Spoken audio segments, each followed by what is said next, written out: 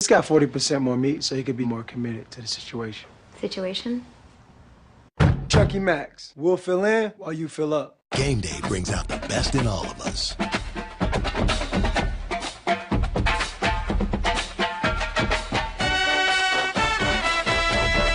At Regions, every day is game day.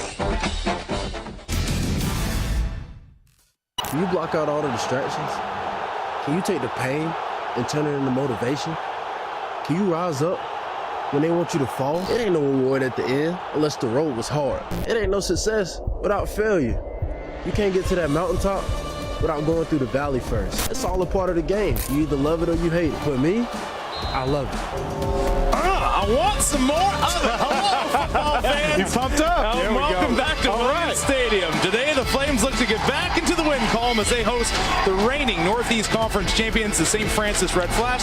Joining me today is a man formerly known as the Hampton Flash, DJ Jordan. We got Miles Hunter here as well. Hey, let's go back to last week real quick. You play a really good team in Jacksonville State, and you lose. You go down. It's your first loss of the year. This being an FBS transition year, is it easier to kind of refocus and regain composure? I think this is the positive aspect of the FBS transfer, especially for the seniors, is you have that opportunity every single week to go 1-0. You know, you're not looking for the next opponent. You're not worried about the opponent that you just played, but you are looking to take from what you learned from that and then move on to the next game. And I think that's what they have the opportunity to do. Look, you can't have any excuses when you put that equipment on. You got to be ready to go. Right. My old coach Sam Retigliano used to say, if ifs and buts were candy and nuts, it'd be Christmas every day. You cannot have any excuses. You got to play every game like it's your last. Well, Merry Christmas. A guy that does play You every got your game. Christmas jacket on, by the way. Seriously. You know, talking about playing every game like your last, Cameron Lewis does for St. Francis. He's a beast. He's a Foster Fields who's hot player to watch. He's today. a really special player, standing 6'4", 195, and he can really command the field because of his height and his presence and his speed. Liberty used to have a player like him, Chris Summers. He's not as physical, but he's very fast and he's tall. This kid had about 1,500 yards receiving last year, and he was the one of the Associated Press All-Americans as well as the NEC Offensive Player of the Year. For a sophomore wide receiver, that's a big deal. There you go. I think when you look at Liberty's running backs, obviously you have the three-headed monster, and right now they have to find a way to get it going. Last week they ran only for 1.1 yards per carry, and throughout this year they've only ran for 3.3 yards per carry as a group. So this week I think they have to get it going. It's not, you know, who's hot. It's not, you know, who's ready to go. It's they have to. It's a must. And so I think tonight that if they get to, you know, have that type of game that they want to have, they'll do just fine. The running back struggles, though, last week. Is that something that's internal, or is that just Jacksonville State's defense was so good? I think it's a little bit of both. Jacksonville State's defense is very good. They've played a lot of FBS teams to the wire because that defense is so good. But also, we've had inconsistency. Liberty has had inconsistency with the short passing game and with the running game. So last week they had, I think, 1.1 yards per average. You cannot do that if you want to win. Yeah, definitely. So, well, even though there were some struggles last week, there is some help on the way. Todd Macon is coming back into the lineup, and Bobby Bolig joins us now. Could he be the cure to the struggles? Well, guys, this week in practice, Coach Gill focused on trying to figure out how to establish this run game somehow. And, guys, they're hoping this spark comes alive with the return of senior Todd Macon, who's coming back from an injury he suffered in spring ball. Coach Gill said he's happy to have him back and is excited to see what he can do for this offense tonight. So, guys, all eyes, my eyes will be on 22 tonight. Yeah, it's interesting to see where he's going to fit in. Thank you, Bobby, for that. Where does he fit in? Number 1, 2, 3, or is he just red zone? Where will he be? Well, you're pretty lucky because you have 3 talented running backs. You know, it's a struggle sometimes in that you can't get in a rhythm because you're in and out all the time, but your running backs can stay fresh. One of those guys need to man up and take the starting spot. They need to demand it with a great game and run very hard today if they really want the starting position. And Coach thinks that's Carrington Mosley still. He says he believes he's still the number 1. I think looking at it, obviously you have 3 great backs, but you have to ask the question, does this affect their rhythm? Does this mess with the running back psyche? You know, DJ, you being a former running back, there's 2 guys, you know, that can play just as well as you at any given time. Does that mess with your psyche as a running back? To be honest with you, it does, because every single play you're kind of second guessing yourself because confidence is so important. You come off the field, are you thinking, oh man, did I mess up just then? When am I ever going to get back back in the game.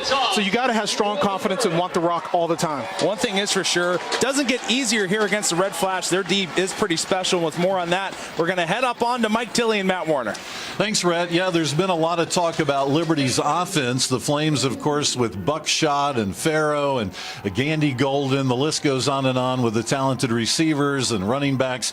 But, Matt, in this game, we're going to see a very stingy defense from the Red Flash. Yeah, St. Francis has been one of the best defenses in the nation thus far, ranked third in the nation in scoring defense, allowing about 8.5 points per ball game. And not only will they keep you off the board, they'll turn you over as well. Force 10 turnovers, that's 7th in the nation, and they have the best turnover margin in the entire country. They're +8 in that category. They've gotten it done in their 3 games to this point, but they also probably haven't faced an explosive offense the likes of Liberty. So they'll be really tested tonight against Buckshot and all the weapons that you mentioned. Liberty is going to stretch them and see just how good this St. Francis D is. This is the third meeting between these programs as you look at Liberty's head coach Turner Gill in his 6th season, 38 wins. He's Liberty's 3rd winningest head football coach behind Sam Rutigliano and Danny Rocco, and just an outstanding coach indeed for Liberty's program, charged with moving the team to the FBS. And for St. Francis, it's Chris Valerial in his 8th season, the 2-time All-Pro offensive lineman for the Bears and the Bills, is the 25th coach in St. Francis program history. He led the Red Flash to their first ever NEC title at FCS playoffs last year. So here, Liberty has won the coin toss, deferred, and will kick off. And Alex Probert kicks it into Matthews, who brings it out at the 10-yard line, the 15, and will be stopped at the 20-yard line. It looked like number 43, Benjamin Alexander, grabbed a hold of the jersey and would not let go. St. Francis quarterback is number 5, Bear Fenimore, a graduate transfer from the University of Houston. He has 2 years of eligibility left, and in 3 games this year for the Red Flash, he has 764 yards, and he's got 8 TDs and just 1 interception. His home is Austin, Texas, and his offense has had great success in the first 3 games. So we'll see what the St. Francis University Red Flash has offensively against a very tough Liberty defense. First down and 10 from the 20-yard line.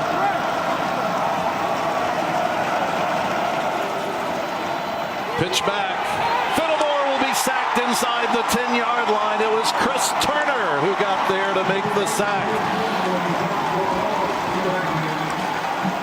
St. Francis ranks number 16 in the FCS scoring offense, averaging 38 points a game. 4 juniors on that offensive line.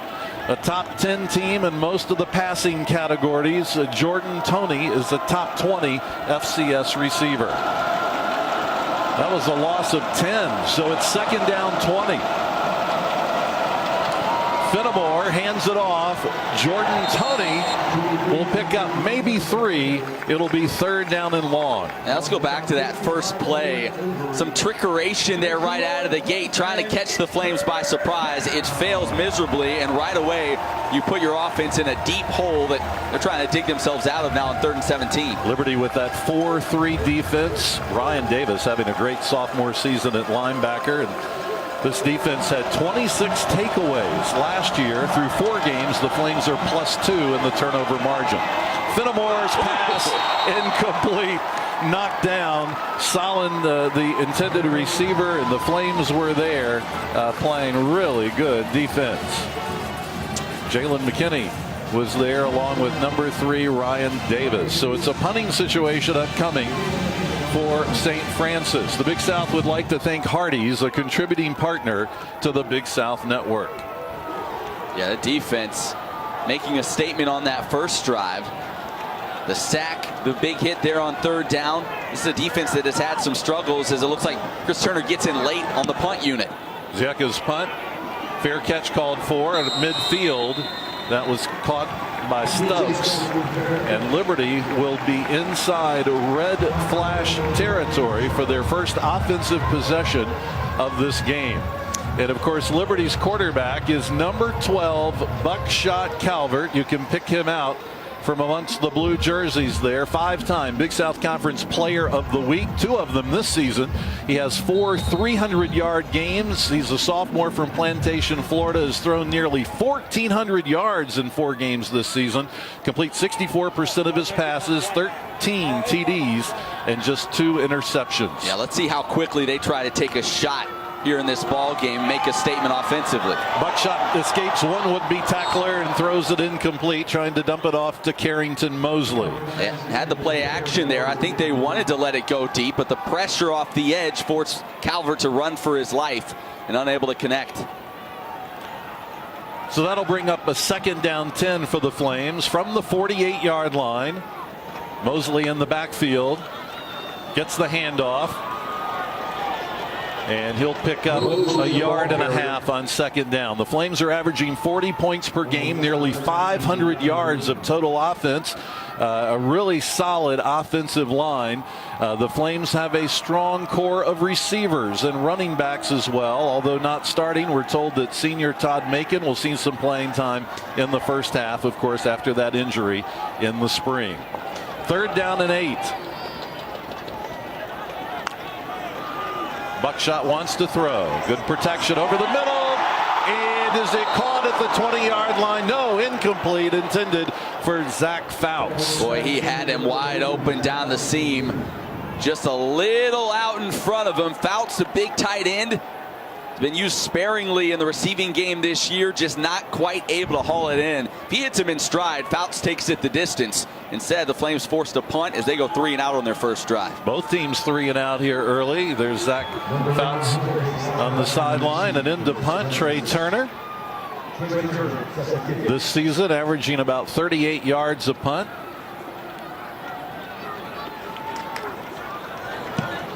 Good high spiral punt. Hits inside the 10, gets a Liberty roll at the 9.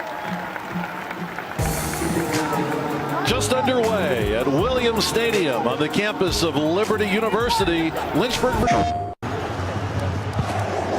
yeah, that will take the world by storm. Suited up, ready, moving, running like a brand new Chevy. Yeah, running with the speed of a kid.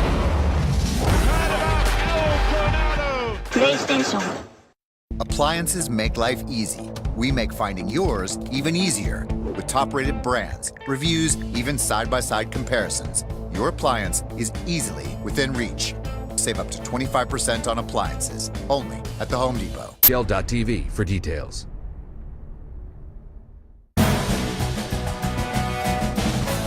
Here in the first quarter. Matt, what are the keys to victory? Well, first for St. Francis, the turnover battle. They've been so good in that area on the season. As we mentioned, +8 in turnover margin. They need to win the turnover battle here today. And then the other receivers. We've talked about Cameron Lewis, how dangerous he is. Guys like Jorge Solano, Matt Valenzuela, those guys need to step up to take some pressure off of Lewis. For the Flames, establish the run.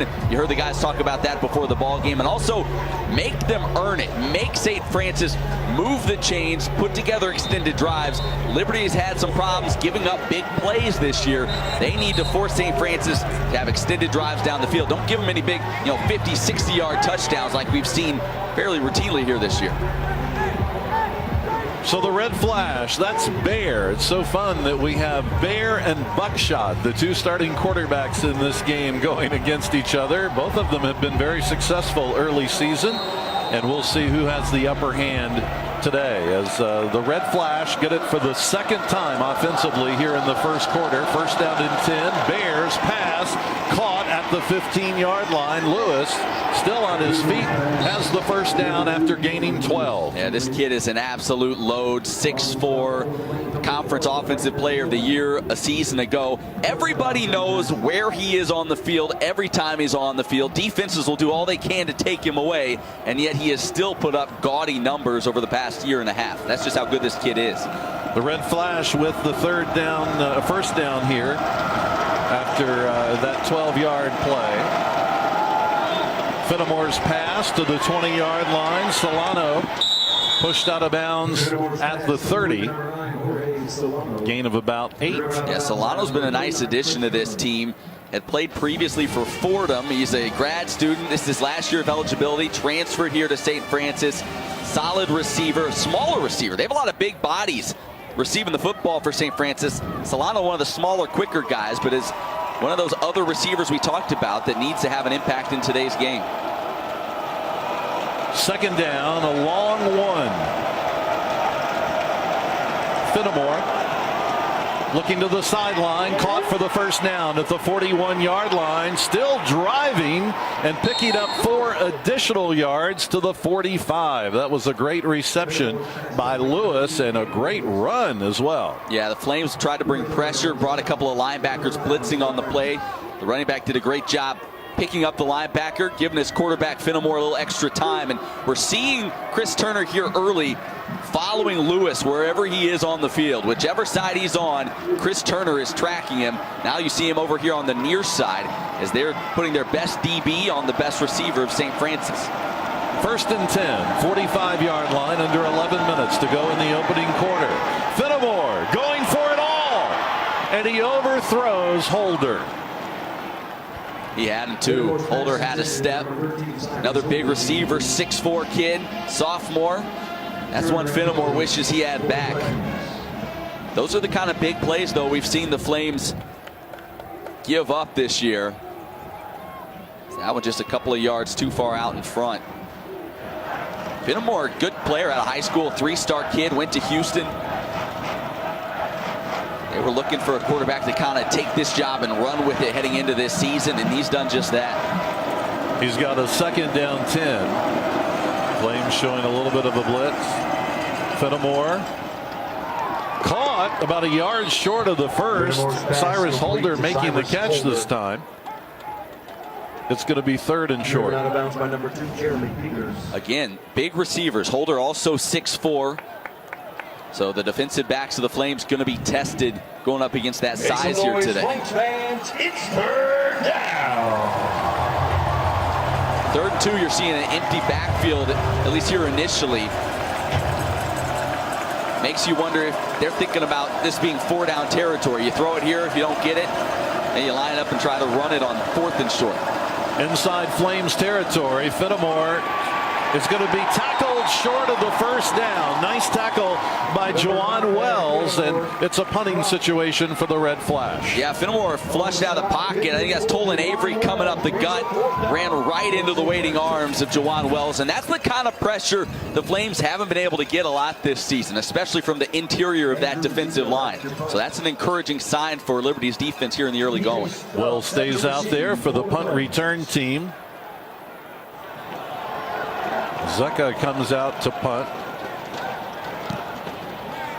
Low punt, hits at the 20 and to about the 15-yard line, out of bounds, will not be returned. 9:33 to go in the opening quarter. Liberty at home in front of the home fans. They've got them fired up, but neither team has been able to score in the early going.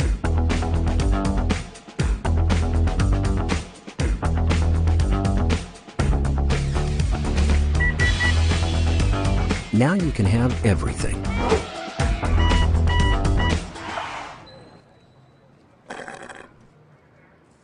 And your family can too. We want a juice box. The 2017 Mitsubishi Outlander with standard third-row seating. One of America's safest crossovers. Well equipped for under $24,000. Oh yeah, that will take the world by storm. Suited up, ready, move it, run it like a brand new Chevy. Yeah, done it with the speed of a kid. PlayStation. On ESPN. Kraft Automotive and Collision is a proud supporter of Liberty University Athletics. Beautiful setting for college football. Liberty wearing blue here today. The Red Flash, of course, with their reputation, a lot of red, and so Liberty's decked out a little more in blue than normal. You know, in 1927, the nickname Red Flash came about because they wore red uniforms and had a fast offense. So they're trying to come in and spoil the red here at Williams Stadium, but so far nobody's been able to score. Yeah, they have a fast defense, I'll tell you that, from what we've seen on tape and what we've seen here briefly here today, this defense for St. Francis, statistically one of the best in the nation. Flames trying to feel them out here in the early going and see if they can't find something vertically down the field. Liberty was 3 and out on its opening possession. Another opportunity here. Starting deep in their own territory. Buckshot's pass complete at the 11-yard line. Up near the first down marker. Maybe a yard short, Damian King. St. Francis defense leads the FCS with 10 forced turnovers in 3 games. Number 4 in the country in red zone defense. That line is effective. The linebackers led by Orsini and Bruni. And there's another catch for Liberty. King again, this time to the 34. Damian King is having a whale of a season, leading the Flames in receptions, and you see that ability to make the first man miss. The first guy almost never gets him to the ground. He is so shifty. Mosley, 40. Again, another 9.5-yard gain. Yeah, and that's what they want to see out of Carrington Mosley in this running game. They've got to establish something. They've got to prove that they're a threat on the ground. Just a threat. You don't have to be dominant on the ground, but if you can prove to be a threat, that will then help open up the passing game. Second and short. Buckshot's pass to Gandy Golden for the first down at the 46. And look at how that defense, they're not just trying to make the tackle. We talked about how they've turned people over so well this year. They're getting in there. One guy stands him up. The other guys come in, try to hack the ball out of the receiver's hands. That's the reason they've turned people over 10 times this season. They're not just happy making the tackle. They want to rip that ball out of your hands. Buckshot, quick pass again. King midfield into red flash territory, and he lost it after hitting the ground, but it's ruled dead right there. That's a gain of 3. When your running game isn't strong, short screen passes to receivers like that kind of takes the place of the running game, if you will. And that's what they've done here so far on this drive. Those short, quick passes, pick up 3 or 4 yards, and then maybe you pop one deep, or you fake it and throw it over the top. Hand off Mosley. A penalty marker thrown as he gets across the 35 into the 33-yard line. But a penalty marker back at midfield. Looks like it's going to go against the Flames. Holding. Offense number 73. 10-yard penalty. Replay. Second down. Sam Isaacson, the right tackle, and penalties have been a problem for Liberty this year, Matt. Yeah, they have been. Take a look at Isaacson there getting a whole lot of the jersey. That's going to be an issue. And again, a good run is called back now because of that penalty. Isaacson stepping in for the injured Ethan Crawford here today. Flames would have picked up about 25 yards on that otherwise. Mosley out of bounds at the 47.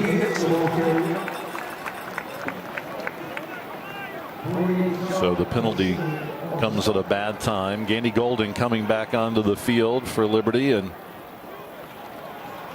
Frankie Hickson is out there in the running back position. 3rd down 10.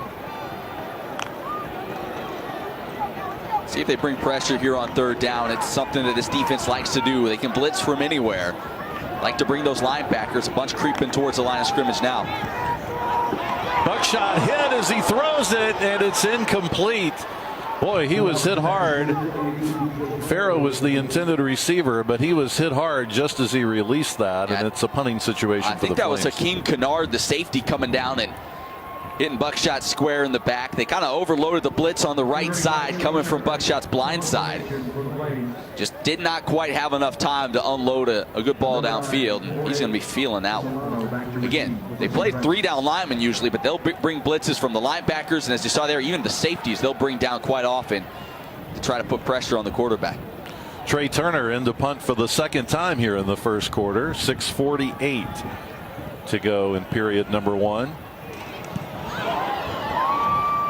Solano lets it hit inside the 15, and it'll be down there at the 14. Timeout on the field here at Williams Stadium.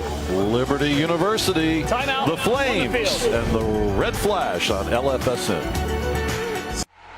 Ohio State Buckeyes are the first national champions. Alabama back on top. Clemson Tigers, new kings of college football. It's year 4 of the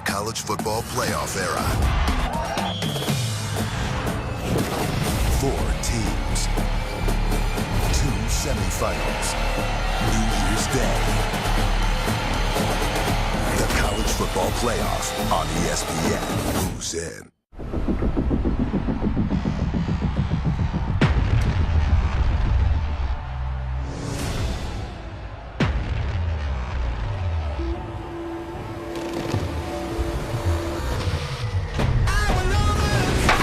No tomorrow. No fear. The American League wildcard game. Twins, Yankees. Tuesday at 8 on ESPN. Presented by Hankook Tire. Welcome back to Williams Stadium's Hall of Fame weekend here in Lynchburg, Virginia, and we're still tied up here at 0-0. And guys, I'm hanging out with here down with one of the inductees, Dave Williams. Dave, first of all, congratulations. You know, I know that Liberty University holds a very, very special place in your heart. You've dedicated so much of your time and your life here. You know, how much does it mean to you to be a member of the Hall of Fame at this university? Well, everybody likes to be recognized if they've worked hard at doing something. And to be in the Hall of Fame with all the folks that are in there, almost all the athletes that are in there, I coached, except two, I think. And then all the coaches have been friends of mine. So to be in there with them is a great honor, and I really appreciate everyone. You know, Dave, I want to talk about some of those players that you coach. You know, the thing that strikes me most about your story is that when you ask them, you know, the work and the strength and conditioning that you do always comes up second to the impact you had on these players personally. You know, is this something that, you know, you've took pride in, you know, in your coaching? Well, I always hate to use the word pride, but it's something that I don't want to be in the limelight. I want the light, and I want the Lord Jesus to be the one lifted up all the time. So let me take a back seat and let them out front. That's what a strength coach ought to do, I think. We are trying to get them ready for the games, not to be seen ourselves. Well, Dave, thanks so much for your time, and enjoy the football game, and congratulations again. Very much. Yeah, thanks, Dave. Guys. All right, thanks. Yeah, Dave is unbelievable. Everybody loves Dave Williams. A Liberty University legend, really, is Jordan Toney. Gets the call there on first down and picks up 3 yards. Always fun. Hall of Fame weekend, seeing a number of Flames legends. Really, if you're in the Hall of Fame, you're a legend, period. And a number of them here back in town, both the inductees and folks that have been around this program for a long time, all coming back to see some of their friends and mentors inducted into that Athletics Hall of Fame. Certainly an exciting time here in Lynchburg. Richard Shelton also inducted, a former Liberty football player. 2nd down and 7. Pass complete at the 18-yard line and knocked out of bounds, caught by Lewis. But Liberty doing a nice job again. It was, I think, Jeremy Peters was over there. Yeah, Peters has really come on this season. Been hampered by injuries in his career. You always heard the buzz. Oh, this kid's going to be good. He's shown it this year. A physical cornerback, and you saw it right there. He'll come up and hit you. Not afraid of a little contact. The red flash on 3rd down conversions this season, 59%. In this game, they're 0 of 2. 3rd down and 5. Fillmore's pass caught at the 20, and down he goes. Ryan Davis with the takedown, a gain of only 1. Ryan Davis saw it coming. He was just standing there licking his chops as Lewis ran that crossing route. Just sitting there letting him come right to him, and then drops him with the hit. You're seeing this defense, they're flying around. You're seeing some physical plays here today. They've been, they've had their struggles at times this year. I'm sure they're sick of hearing about it and hearing about some of those big plays they've given up. And they're playing with an edge here so far this evening. Punt. Stubbs has it at the 42, tried to run with it, but a late penalty marker is thrown. Number 42, who was there, Gibbs Tyne, I think, may have been whistled for something there. Tenney, excuse me. That was a dangerous catch on the move. A couple guys around him. I think they may have got a piece of Stubbs' face mask at the end of that. Jeff Pumphrey, our head referee. During the return, holding, receiving team number 39. 10-yard penalty, first down. Don't forget that. Chris Turner. Yeah, there it is. Yeah, exactly right. I thought maybe they got him up around the head. Visit BigSouthSports.com and stay current with everything in the Big South Conference. News, results, stats, standings, and much more. You can vote on the UTS fan poll, watch the Hardy Star plays, and enjoy video features profiling student athletes from across the conference. Plus, of course, free live streaming events throughout the year on the Big South Network. Remember, the source for all your conference information is BigSouthSports.com. So the penalty moves Liberty back inside the 35, 34-yard line, the starting point with 4:34 to go in the opening quarter. Hickson gets the call and picks up 3. Defenses playing such a factor here in the first quarter, Matt. Well, this St. Francis defense, we've talked a lot about them. On the season, they hold quarterbacks to 183 passing yards per game. Buckshot throws for 348 per game, but so far, St. Francis has shown they've been up to the challenge, and you get the feeling, though, Liberty kind of biding its time, feeling them out, and eventually they're going to take that big shot downfield. Pitch to Hickson, tried to turn it back and picks up 2.5 yards. It'll be 3rd down and about 5. There's kind of 2 schools of thought. We're used to Liberty wanting to get vertical, throw the ball downfield. You either bring a lot of pressure, don't let the quarterback have time to get off a throw to a receiver running deep, try to pressure him, force him to move, or you sit back and try to defend it. So far, we're seeing St. Francis not afraid to bring pressure and try to get to Buckshot before he has a chance to set his feet and fire. 3rd down. Buckshot's pass caught by Gandy Golden, has the first down, still churning those legs into red flash territory. I think he picked up about 6 on his own with a white jersey on his back. Great run, but how about the throw from Buckshot? He fit that thing into a tiny window. There was a defender all over Gandy Golden, and somehow Buckshot squeezed it in there. First down. Buckshot going long. Farrow overthrown. They were bumping at the 10-yard line, but no flag. Wells defending. Anytime the Flames have a one-on-one matchup down the field, they are not afraid to just let it rip. And with these receivers, Farrow, Gandy Golden especially, 2 guys that can really go up and get the football in traffic, why not? Liberty with 63 total offensive yards here in the first quarter. Hickson inside the 45 to the 44. Good job making that first man miss. That may have been Dante Duff that got just enough of the defensive end there. Frankie Hickson slamming on the brakes, letting him go by before picking up a few yards. It looked like he might be dropped in the backfield. Still haven't seen Todd Making yet, making his return tonight. Senior running back. Thought they might get him in 3rd or 4th series, so he's not out there to this point. Maybe we'll see him the next possession for Liberty. 3rd and 7 for Buckshot Calvert. Over the middle, and it's incomplete. Overthrows the intended receiver, number 18, I think it was, Obathan. Yeah, the freshman tight end, they really like this kid. Big, athletic. Just couldn't quite connect with him, and this is about as, I don't know, quiet as we have seen a Liberty offense this season. Brown's another pretty look at that one. too. Just over the top. You saw Akeem Kennard again. That safety, he's all over the field. One of the best defensive players on this squad. They're nearly picking it off. Trey Turner in for the 3rd time in the first quarter. Haven't seen that this year.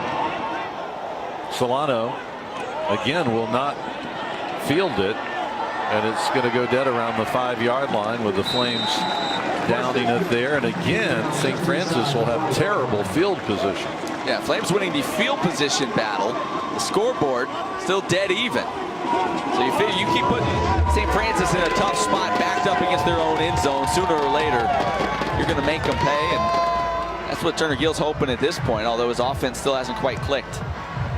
Coach Gill, as an assistant coach, coached All-American quarterbacks Tommy Frazier and Heisman Trophy winner Tim Couch, and now he's working with Buckshot Calvert and continues to comment on the high level of accuracy and natural ability of the sophomore quarterback. Of course, Coach Gill is 54 years old, the father of 2 daughters, and he's got his defense out on the field right now trying to make something happen. It's 1st down and 10 for the red flash from the 5-yard line. Fenimore operating out of the end zone, completes it.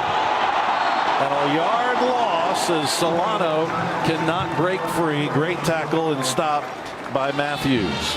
And Malik Matthews been battling a little bit of an injury. Good to see him come up aggressively and make that play. You can see him diagnose it right out of the gate. And that's when you know the coaches have been doing their job. When the defensive players, you see them kind of reading things as they develop. They've seen it on film, and they recognize it in real time and make a play like we just saw from Matthews. Liberty has never lost to the Red Flash. This is their third meeting. The Flames are 2-0 against St. Francis all time. Second down 10. Quick pass, caught, wide open, 15, 20, and out of bounds at the 25-yard line. Matt Venezuela. Yeah, it looked like Chris Turner kind of got stuck in a little bit. I think he was supposed to be picking up the tight end coming out there, and watch, you'll see Turner following Lewis there. Late getting out. And a big play to kind of give some breathing room to this offense. A first down, no doubt, but also some breathing room as at worst St. Francis just wants to flip the field position. Fittimore in trouble, throwing it out of bounds and throwing it away. Both teams with 3 first downs here in the first quarter. 57 seconds to go in the first quarter. There's Chris Valerio, was named the NEC Coach of the Year in 2016 and 2015. He was a finalist for the FCS National Coach of the Year award last year. He's from Hershey, Pennsylvania, and hasn't he turned this program around? Oh man, this was a program that at one time was one of the worst in the entire nation. And he has gotten them to the playoffs, back-to-back Conference Coach of the Year awards. Really changed the attitude, the mindset around this program. He's done a fantastic job. Fittimore wants to throw on second down, and he's going to be sacked inside the 20-yard line. That was Brown who got there. How about this defensive line? They had 2 sacks on the season coming into today. They've had 3 in the first quarter. They've been challenged to step up. You know, they had an injury. Ralph Rusens goes down last week, so this D-line a little thinner depth-wise than it had been on the year. They were challenged to step up, and they have certainly done it here in this ball game so far. Third down, about 18, as Brown lines up on defense. Bear, Fittimore at quarterback. Pass incomplete. And I think we can certainly say that the first quarter, Matt, has been characterized by defense. Yeah, I would say so. Neither offense able to get on track, and you're seeing these defensive lines having some success pressuring both quarterbacks, really. We've seen some big hits already on each quarterback. This is not the kind of game we've seen certainly here in Lynchburg so far this year.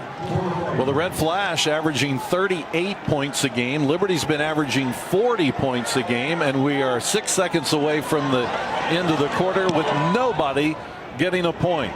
Stubbs calling for the fair catch as it hits at the 45, and he picks it up to the 45-yard line. It's loose, and that was a messy special teams play there. Stubbs is a daredevil back there, man. He's not afraid to try to just snag it in traffic and make something happen. Probably driving his coaches crazy. We've played 1 quarter here at Williams Stadium. The second quarter is coming up next. Stay with us here on LFSN. It's been 60 years since I came up here to watch football. I've seen a hurricane that rocks and a tide that rolls.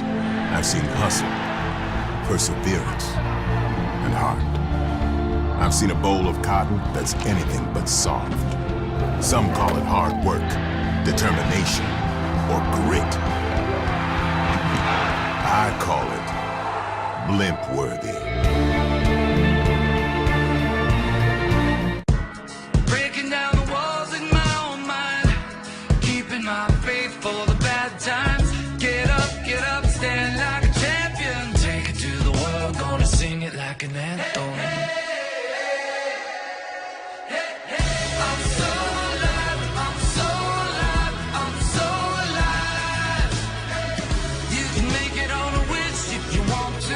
Lease a BMW X5 xDrive 40e for $569 a month. Hey there, welcome Welcome back to Lynchburg, Virginia. 0-0 currently the score. We got the daps going on again. You know, Coach Gill said he wanted to improve the running game, and it did improve there in the first quarter. I got to give offensive coordinator Joe Daly some props because he has been consistent in trying to run the game. I don't know the exact statistic, but you've had as many runs as you've had passes so far, attempts by the Liberty offense. I think that's a good thing. I think right now, obviously, you have a great job by the running backs running the ball. My only thing, and you know, I got to critique it, guys. Carrington Mosley, we got to get the guy running north and south. He wants to try and juke and spin. He thinks he's Frankie Hickson. Yeah, put your head down, run straight ahead, and get the yardage, get the extra yardage. You know, you can spin and juke. Here's a challenge with having three-headed running back because each of them have three different styles. So the offensive line gets used to this running back, and then you got another style coming in as well. So that's always a challenge when you have three different running backs and three different styles. Yeah, that's all the time we got. Back up to Mike and Matt. Yeah, I know. We're going to cut you off, man. They talk too much. All I know is Miles, he looks like the red flash. Thank you. He? Yeah. And look, Todd Macon is making his first appearance of the season after being injured in the spring, and he's out there, so we'll see what he can do as you look at his numbers from a year ago. Good for him. Coach is very, very happy with his progress. Yeah, man. everybody thrilled to see him back on the field. A great kid. He was traveling with the team even when he wasn't playing this season. His leadership, his personality, they love him on this team. They love him being around the younger guys, and the whole running back group glad to have him back out there. He gets the pitch, and he'll be tackled, a loss of one on the play. Didn't get much blocking out there, and the Flames have an injured lineman. It looks like Lozano, the left tackle, was shaken up. The Big South would like to thank Geico. Geico is a contributing partner to the Big South Network. This offensive line, Matt, a big question mark coming into the season, but they've played really, really great ball until the Jacksonville State game. They had a little trouble a week ago, but they have not really been dealing with injuries like we see out here now. Yeah, and you already lost Ethan Crawford to an injury last week. Lozano has been playing so well this season, the young man out of the Houston area. You would hate to have him miss much time. You see, kind of gets tripped up there. He's grabbing at his rib cage, at least initially. It looks like they'll get him to his feet. So Coach Gill out there as well, and the training team. But hey, it looks okay right now. Well, we mentioned it before. Lozano, an interesting kid. Didn't play football until his senior year of high school. He was playing soccer and doing ROTC until a coach finally got him to play some football. He ended up going to Kilgore College, junior college, before coming here. And really good young man, again, out of the Houston area. You hope he'll be able to catch his breath over there on the sidelines and get back out there shortly. Started his 10th game here today. Buckshot's pass caught at the 41-yard line. Gandy Golden with that grab, and he was out of bounds. Lee there pushed him out of bounds. Well, you see what happens when Buckshot gets time to sit in the pocket, survey the field. He's going to find the open man. Third down and short. Todd Macon. Macon picks up a yard. Liberty's been held to 47 yards passing so far in this game. 47 yards passing. Surprised by that? I am. Yeah, I am surprised. I mean, the way that they've thrown the ball, moved up and down the field almost at will this season, that does surprise me. It looks like they're going to stay in there and go for it on fourth down. They bring that jumbo package in, get a couple extra offensive linemen in there on 4th and 2. Coach Gill has shown he'll be aggressive. He'll go for it on fourth down, as we get what appears to be a timeout on the field now. Timeout, St. Francis. Their first of the half. 30 seconds in length. Liberty is 3 of 4 on fourth down conversions this season. Well, some coaches, with the way this game has gone, would say, you know what? I know we're on, St. Francis 41, 4th and 2. Maybe a spot to go for it. Some coaches would say, with the way their defense is played, try to pin them deep. See if you let your defense run back out there, make a play. Coach Gill saying, no, we need to get this offense on track. We need to get some momentum going, a little bit of a spark. He wants to push it here on 4th and 2 and try to make a play with his offense that's really been held in check so far today. Liberty, of course, is 3-1 on the season. The Flames won 3 games to start the year and then lost on the road to Jacksonville State and Alabama last week, trying to overcome that loss. 4th down and 2 following the timeout. Liberty going for it. Buckshot wants to throw. Going to run it. And he may be short of the first down. I think he's a half-yard short. He didn't get it. He kind of went into an awkward slide. Yeah, he's to short. A knee, turned his back. He wasn't quite sure what he wanted to do here. I don't think he knew what he needed to get either as far as the yardage. And you're right, they come up short, turn it over on downs. Both defenses playing great football in this game. We told you St. Francis a top 20 defense, allowing only 1 touchdown in the last 14 quarters. And we're learning why they are so talented and why they have such a great defensive team this year. They only give up 8.3 points a game. And they finally get some good field position here on their own 40 now. Back out there for St. Francis, Bear Fenimore as the Red Flash playing their first road game of the year, a 2-1 record after an open week last week. Bears pass downfield and it's incomplete. 2 blue jerseys will not let Cyrus Holder bring it down. Well, I was just about to say, a lot of times coaches, after you get a big play on the defensive side, want to come right back out on that first play offensively and take a shot. Try to kind of use the momentum you had defensively to your advantage on the offensive side. And that's exactly what they did there. But the throw into double coverage and a good job breaking that one up by the Flames defense. It'll be 2nd down for St. Francis out of the state of Pennsylvania, a member of the NEC. That handoff goes to Jordan Toney, a gain of 5. Jordan Toney, a junior from Philadelphia, rushed for 216 yards last year, but against Faith in a game where the stats didn't count. But that was just a single game, 216 yards. 3rd down and 5. As tough as the Red Flash have been defensively, Liberty has been pretty tough defensively as well here in the opening half. Bears pass. Overthrown, intended for Solano. 4th down. Well, I think we've seen St. Francis try to take a play out of Indiana State's book here today, and that is they're a team in the Red Flash that typically run it more than they throw it, much like Indiana State, but they feel like they can take advantage down the field with their receivers, and we've seen them throw the ball a lot more than they typically do here so far in this ball game. Now, they haven't had the same amount of success as we saw from the Sycamores early in the season, but they're kind of trying to go against what the Flames expect and throw the ball a lot more than they're used to. Zeka's punt at the 10-yard line. Stubbs calling for the fair catch. So Liberty will start deep at its own territory, trying to get that offensive unit going so this Red fans can get fired up. For more than 100 and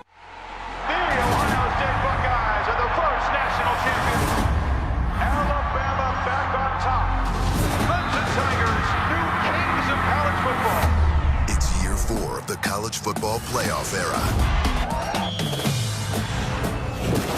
4 teams, 2 semifinals, New Year's Day. The college football playoff on ESPN. Who's in?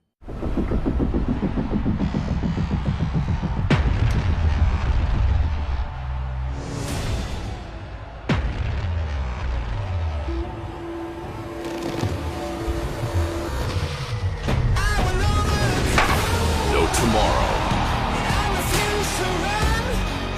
No fear.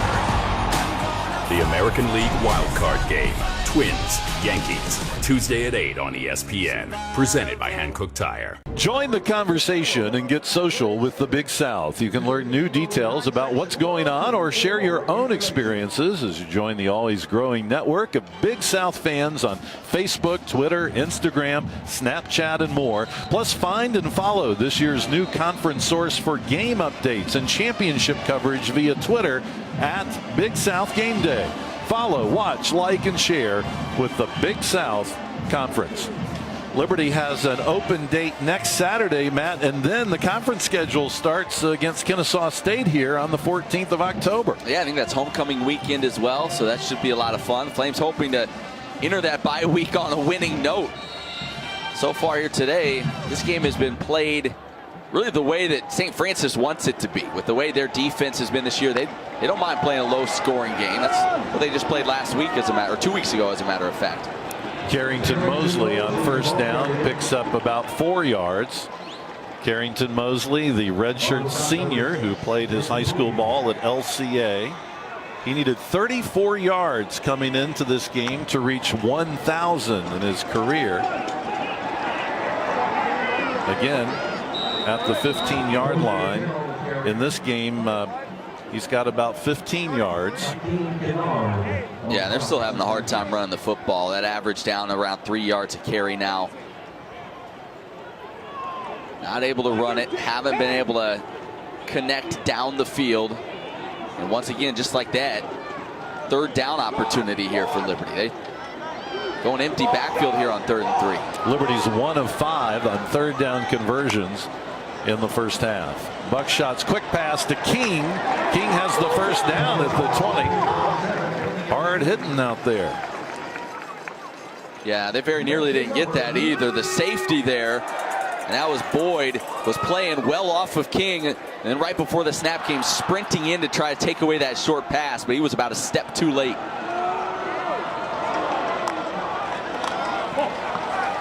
Quick pass to Farrow. Tackled at the 28-yard line. A gain of 8 on the play. Tackled by Williams. Yeah, and he just got him by the shoestrings. That was very nearly the same thing we saw from Farrow last week against Jacksonville State, making that first man miss, and he would have been off to the races. Right up the middle. Mosley drops the ball, but they'll say it was down at the 44. Good patience by Carrington that time. Little hesitation. Let the hole open up. And that was something offensive coordinator Joe Daly talked about this week. His running backs need to trust that the way the play is designed, run it that way. Trust that the holes will be there. Be patient. Trust your linemen to do their job. And that's exactly what Carrington Mosley did on that carry. Biggest run of the day for the Flames. Mosley with 999 career yards, make it 1,001 on that carry across the 45 to the 46-yard line. Yeah, good for him. A guy that had 31 total yards in his first 2 seasons. Really broke out as a junior last year and is continuing to have some success here in this his senior campaign. So a guy that waited his turn is now taking advantage of it. Buckshot dancing around and just has to fall down at the 48-yard line. Picks up 2. It'll be third down, about 5. I tell you what, Frankie Hickson, not a big guy, 5'8", but boy does he do a great job from that running back spot in pass protection. Delivering a big block there that allowed Buckshot to continue to step up in the pocket and eventually pick up a couple of yards. But Hickson standing there again on third down, in large part because he does such a good job picking up a blitzer. Buckshot's 8 of 13 passing for 60 yards here in the first half. Again in trouble, gets away. He's going to have to keep it, and he's tackled at the 49-yard line, a gain of 1, and the Flames are going to have to punt again. That pocket just closing in around Buckshot Calvert. He's like, what can I do? Yeah, Tenney getting in there and making the tackle, but again, he tries to step up, nowhere to go. Got away initially, but really unable to set his feet and continue looking downfield for a receiver. And boy, this Flames offense about as frustrated as they've been all season long. Calvert, 8 of 13, 60 yards in this game. The first half. Trey Turner, again a high spiral punt, fair catch called for at the 15. Timeout on the field in Lynchburg, Virginia. Liberty's offense sort of sputtering along. Will they get it going?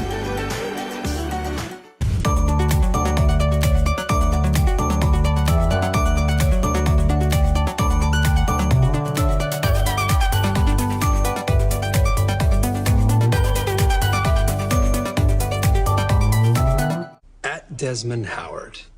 Your famous trophy pose is my screensaver. Hashtag sweet talk, hashtag sweepstakes. Kirk Herbstreit's best side is his left side and his right. Hashtag sweet talk, hashtag sweepstakes. Post something nice about your rival with hashtag sweet talk, hashtag sweepstakes for a chance to win a trip to the College Football National Championship. On ESPN. Mike Tilley and Matt Warner back with you on LFSN. St. Francis is going to go offensively here in just a moment, and what an unbelievable couple of seasons they've had, a turnaround. And Bobby, you've got some more on that. Yeah, guys, St. Francis and Liberty are two programs that are both trying to climb the ranks as Division I programs. St. Francis head coach Chris Valerie, he knows, guys, what it takes to start from the bottom and reach the pinnacle of this sport. During his career, he played small school college football and worked his way up to an all-pro offensive lineman where he played for 11 years with the Chicago Bears and Buffalo Bills. So, guys, it's this mentality, I think, that he learned in his own personal career that he brings now to his football program at St. Thomas. In fact, last season, guys, they were NEC champions and earned their first ever bid in the FCS playoffs. So, guys, they're doing big things. He's doing big things for our St. Francis program. They really are, and the playing experience is huge. And when you're an offensive lineman, you have a totally different perspective even than some of the skill players. And you can see that in the way this team operates. Bears pass complete at the 11-yard line, but he will lose 5 yards. Solano not able to get out of the backfield. Liberty playing really good defense on the corner. Yeah, Jimmy Fox, the guy coming in there and getting the initial hit to slow him down. Fox, a guy that's really come on this season. Coach Wimberly talking about how he's really grown mentally. That football IQ has made him such a valuable player in this defensive backs group. And you saw it right there, being able to diagnose that play initially. And right off the bat, St. Francis losing 5 yards on first down. 8.5 minutes to go in the second quarter. Second down, 15. Bear Fenimore trying to step up. He's going to have to run now, and he's tripped up from behind. Will pick up maybe 5 yards on the play. Devontae Brown again getting in there to make the tackle. Well, listen, if you're a fan of defense or punting, this is the game for you thus far. It seems like these teams have been in third down all day long. But credit these defenses. They both put pressure on the quarterback. They haven't allowed him to sit in the pocket and let the receivers get vertical, really give him time to throw the deep ball. And these two defenses have stepped up. Liberty has had their moments this season, and this is the most consistent, I think, effort we've seen from them so far. St. Francis trying to get its first third down conversion of the half, and penalty marker thrown before the snap. False start. Offense number 75. 5-yard penalty. Third down. That'll make it 3rd and 14 as Anthony Barber, the left guard, called for that. Well, Fenimore, 9 of 15 so far today. He's been pretty decent. Really the most impressive thing for this Liberty defense has been, even if though they've given up some receptions, they haven't missed a lot of tackles. They've ended it right there. So not a lot of yards after contact for these St. Francis receivers so far today. St. Francis -4 rushing yards in this game. Third down, 14. Fenimore's pass caught at the 20-yard line, but about 2 yards short of the first. Solano made the catch. And another punting situation coming up as McGinty, I think, made that tackle. Yeah, that goes to right what I was talking about. It looked like Peters trying to make the play initially, not quite able to get there, but Ryan Davis right there to finish it off. So hustling to the football. They're locking them up. They're not letting them get a lot of yards after contact. And again, it brings on the punting unit. 6:47 to go in the first half. A lot of movement. A little messy formation there for the Red Flash.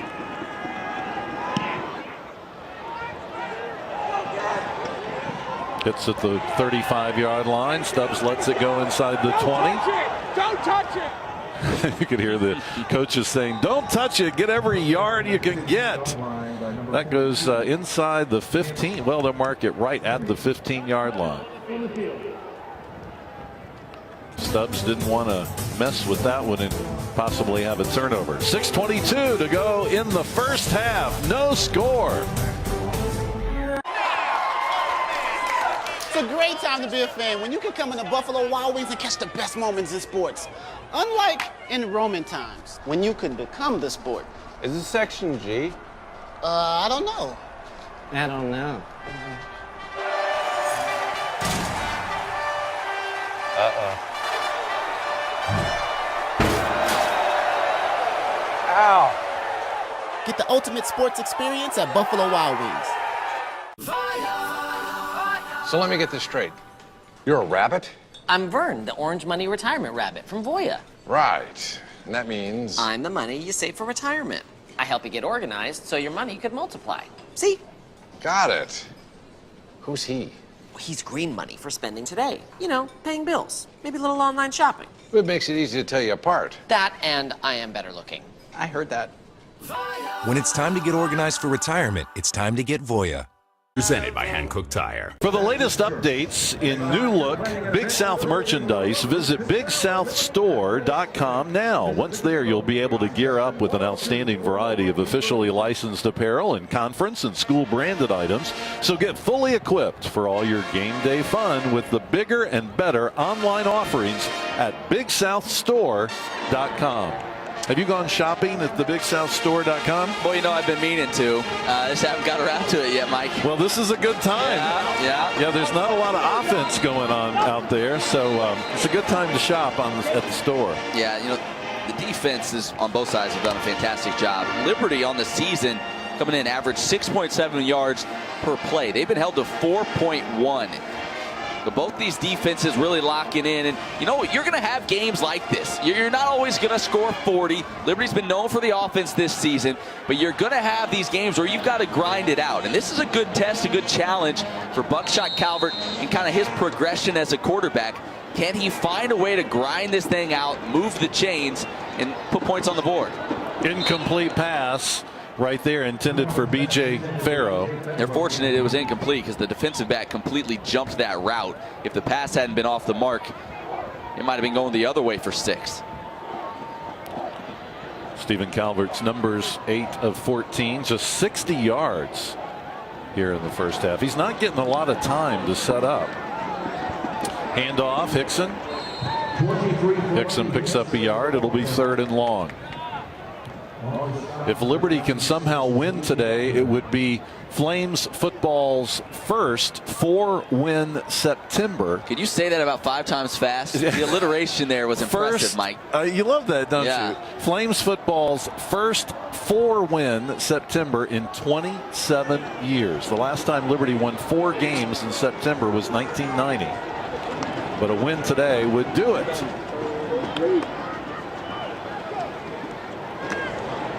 Third and long for Buckshot. Going deep. Gandy Golden stopped running the route, and it went out of bounds about 20 yards away from it. Yeah, you can just sense the frustration for the Flames offensively. Buckshot finally got a little time to sit in the pocket, but miscommunication. Gandy Golden breaking off his route, maybe looking for kind of a back shoulder throw there. Well, Buckshot thought he was going to continue on down the field, and boy, Trey Turner, get that man a Gatorade at the half because he has been working hard. Trey Turner comes back in. I think these teams combined for double-digit punts. This is number 11. Number 11.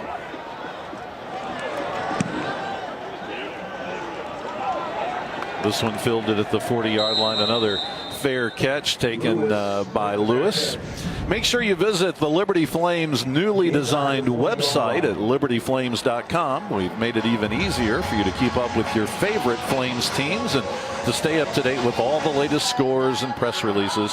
libertyflames.com. Liberty is 5-0 all time against NEC teams. in Lynchburg. And many of you will remember the last time these two teams played each other was 2010. It was played at Lynchburg City Stadium because Williams Stadium was going under those renovations. They weren't quite done and ready, and Liberty won that game 52-7. I think St. Francis scored the first touchdown, and then Liberty scored 52 unanswered points. And you'll remember names like Mike Brown and Chris Summers, B.J. Hayes, Pat Kelly. Kyle DeArmond, the receivers coach, had a couple of touchdowns in the ball game as well. Everybody got in the mix. Jordan Toney here on first down has the first down into Flames territory at the 41-yard line. 5:18 to go in the half, and a little excitement by the Red Flash. Yeah, biggest play they've had on the ground. Juwan Wells not quite able to get a hand on him. And you saw Corbin Jackson finish that play with a flurry there on the tackle. But biggest running play, they're in Flames territory now. 1st and 10 from the 41. Quick pass. Watch out, here it comes. Liberty closing in. Nice tackle by the Flames. McKinney was there. Solano could not get off the pass. Trying to do a little wide receiver pass there. Second time we've seen St. Francis try to break out a trick play. They tried the what was it? The first play of the ball game, the flea flicker that failed miserably. Now they try the wide receiver pass here with about the same result. St. Francis with 91 total yards of offense. Liberty 117 total yards of offense. And you see it, 4:20 to go in the first half. This will be 2nd down 12. Fenimore hands it off. Jordan Toney picks up 3 yards. Yeah, Jordan Toney is a solid running back. A guy that doesn't have game-breaking speed per se, but is averaging over 5 yards a carry coming into the ball game, around 90 yards on the ground per game. And he's been decent here so far today. 4 carries, 31 yards. The one big one of 20 yards here on this drive. This will be 3rd down and 8 for the Red Flash offense. It might also be 4-down territory, so they may not need to get it all on this play. They are 0 of 6 on 3rd down conversions. Bear looking long, wide open, and it's incomplete. If it had been thrown about 5 or 6 yards further, Lewis might have brought it in, but Chris Turner was able to close and knock it down. You're exactly right. That ball a little bit underthrown. Turner able to get there and also did a good job getting his head around at the last second. Made sure he avoided contact, pass interference. Watch him get that head around, found the ball, able to knock it away. That's a play that Lewis, they run a lot. Just basically send him deep, throw it up, let their star go get it. Red Flash are going to go on it. 4th down and 8. They hurry up to the line of scrimmage. 2 seconds on the play clock. They're trying to call timeout, and they do just in time. Timeout, St. Francis. Their 2nd of the half. 30 seconds in length. Well, you said 4-down territory, and they definitely want to go for it. Marriott is the official hotel partner of the Big South Conference. For the best rates, you can book directly with Marriott by heading to BigSouthSports.com/Marriott, and you'll support Big South student athletes in the process. That's BigSouthSports.com/Marriott. 20,000 seat Williams Stadium expanding to 25,000 seats. Renovations already underway, and the expansion process on the far side of the field and the stadium seating, and just a lot of exciting things going on here as Liberty is making the transition to FBS. This year not eligible for the FCS playoffs or the Big South Conference Championship, but they're trying to do a lot of damage as they close out the FCS season, their 30th season playing at the FCS level. So following that timeout, the Red Flash decide to punt, and this one's going to hit inside the 5, get a bounce for Liberty to the 6. So the Flames will have 3 minutes and 14 seconds to go 94 yards. I think it's time for one of those bombs. What do you think? So? Well, if they can give Buckshot enough time to sit in the pocket, maybe they can get one off. But yeah, I think what you do, let me tell you. Oh, tell me, Coach. All right, well, here's what you do. Yeah, you keep everybody back to block. And just send B.J. Farrow just as far as he can run, and you watch Buckshot just throw. Somebody run that down the hall to Joe Daly and let him know. Yeah. Where's the intercom system? Well, Liberty certainly split out here. Buckshot will do the quick pass at the 10-yard line. It's caught. Maybe a gain of about 5 on the play as Zach Fouts, the tight end from Roanoke, makes the catch. When you think back, when you talk about Fouts, to the very first possession of the game, Liberty had him down the field. Short touchdown if the ball is on target. Instead, it's a little out in front of him. He's not able to hang on to it, and that's been the best chance the Flames have had all day to score. Pass to the sideline, incomplete. Don't know if we might get a flag or not, but we will not get one. And good defense by the Red Flash. Farrow not able to even have an opportunity at fielding that. Ponder was there. Yeah, the Flames sideline calling for interference, but don't get it. Just because I'm slapping you in the face doesn't mean it's a penalty. 3rd down and 4.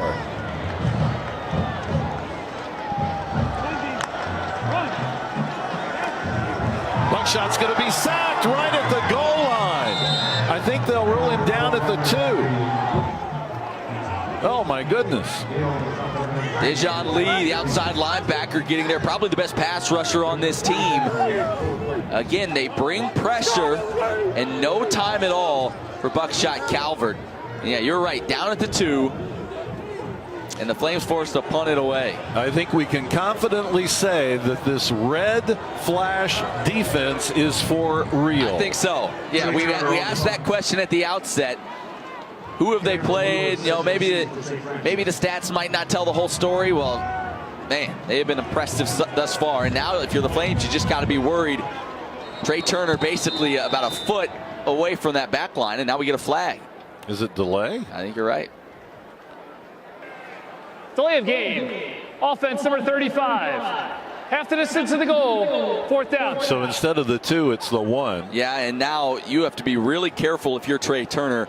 Where you set up, you can't step back at all, or you step out of bounds and it's a safety. The snap has to be on target, and you just got to get it away as quickly as you can, because they're going to bring the pressure and try to block this thing. Don't let the white cleats touch the white out of bounds line.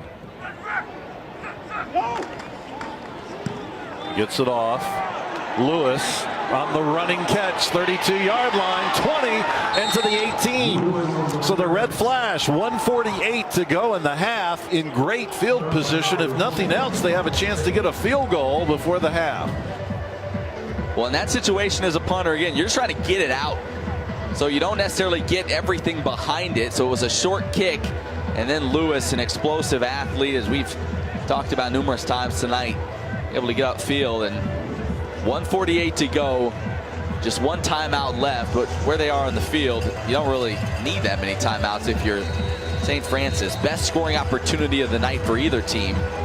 They'll see if they can get points, but more importantly, they're thinking about getting 6 right now. They're 2-1 on the year. If they can win today and start the year 3-1, it will be their best start since 1986. Watch out for that fade to Cameron Lewis in this situation. Back corner of the end zone. They like to loft it up there and let him go get it. From the 19, Bears pass caught, 15-yard line. And to the 11 goes Lewis. Well, they were thinking the same thing. So instead of that fade, he runs a little slant in, able to get some separation. And Chris Turner doing a nice job recovering, just grabbing onto that ankle for dear life and holding on until his friends could get there to help make the stop. Most of you will see our halftime coverage coming up with Rhett, DJ, and Miles. So stay with us at the half here on LFSN. 2nd down and 2. 1:12 to go in the half. Bear completes it at the 14-yard line to Henry. He's to the 10, about a half-yard short. It'll be 3rd and about a half a yard. Those defensive backs out there on the far side doing a great job of holding this one up. Looks like that's Brandon Tillman, the safety. Chris Turner there as well, holding that to a minimal gain. Trying to get the first down here right up the middle. It looks like enough for the first, which will make it 1st and goal. The clock stops with 42 seconds to go. And of course, the kicker for St. Francis, Bothenkamp, is perfect this year. He's 3 of 3 on field goals, 15 of 15 on extra points. So I know St. Francis would like to get 7, but they've got a great kicker standing by. Clock is running. 30 seconds to go in the half. St. Francis with just 1 timeout left. Lewis at the top of your screen. Keep an eye on him. Bear from the shotgun formation. Throws it over the middle. Caught. Touchdown. Wide open. Matt Valencia. And St. Francis scores first. Fake the handoff. Yeah, there he is. Valenzuela right there. Nobody near him. A breakdown. You saw the linebacker bite on the play action. And that allowed the tight end to run free. Huge play for St. Francis right here at the end of the half. Just 18 seconds left in the second quarter. They're going to try to make it a 7-0 game. And again, perfect on extra points this year. 15 of 15. Bothenkamp, and it's blocked. Liberty picks it up at the 15. 30, 40, midfield. 30, 20, to the 5-yard line. Oh my goodness. And a late penalty marker is thrown at midfield. No time ran off the clock because of it being a conversion. Jeremy Peters, get that man some oxygen. He went a long way. Unfortunately for him, for nothing, as he couldn't quite take it all the way back. Now let's see what this flag is about. A little pushing and shoving going on around midfield. Juwan Wells was involved. Any penalty will, I imagine, be assessed on the kickoff. Let's see what it is. What's the deal with blocking kicks around here? Liberty's got a knack for it. Make sure you stay with us at the half as Rhett, DJ, and Miles will break this entire first half down for us. The try is no good. After the play is over, personal foul against the kicking team. That 15-yard penalty will be assessed on the kickoff.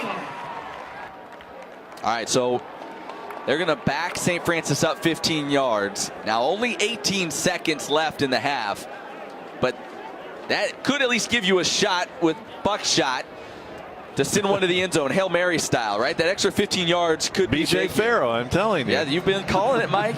So let's keep an eye on how deep they're able to get this kickoff with the 15 yards, moving them back a little bit. Doesn't seem like a lot right now. Doesn't seem like a big play, but it very well could here in these last 18 seconds. The Red Flash lost to Towson 16-14 on a last-second field goal. It snapped an 11-game home winning streak for the Red Flash, but then they had last Saturday off, so 2 weeks to prepare. Liberty faces a lot of teams with 2 weeks to prepare. Same with Jacksonville State last week, but how impressed have you been with St. Francis? This is their first road game. Yeah, and they have had such poise and have played so well.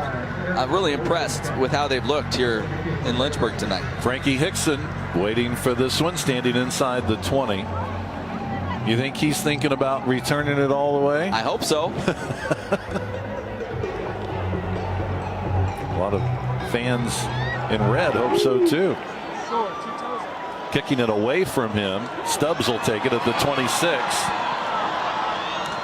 He's down at the 37-yard line. Clock stops with 11 seconds. Liberty's down 6-0. All right, let's see how aggressive Turner Gill wants to be, trailing here with 11 seconds left. You try to get a quick pass to get a field goal? Yeah, and you've got all your timeouts. So whatever you're able to get anywhere on the field, middle of the field, whatever, see if you can.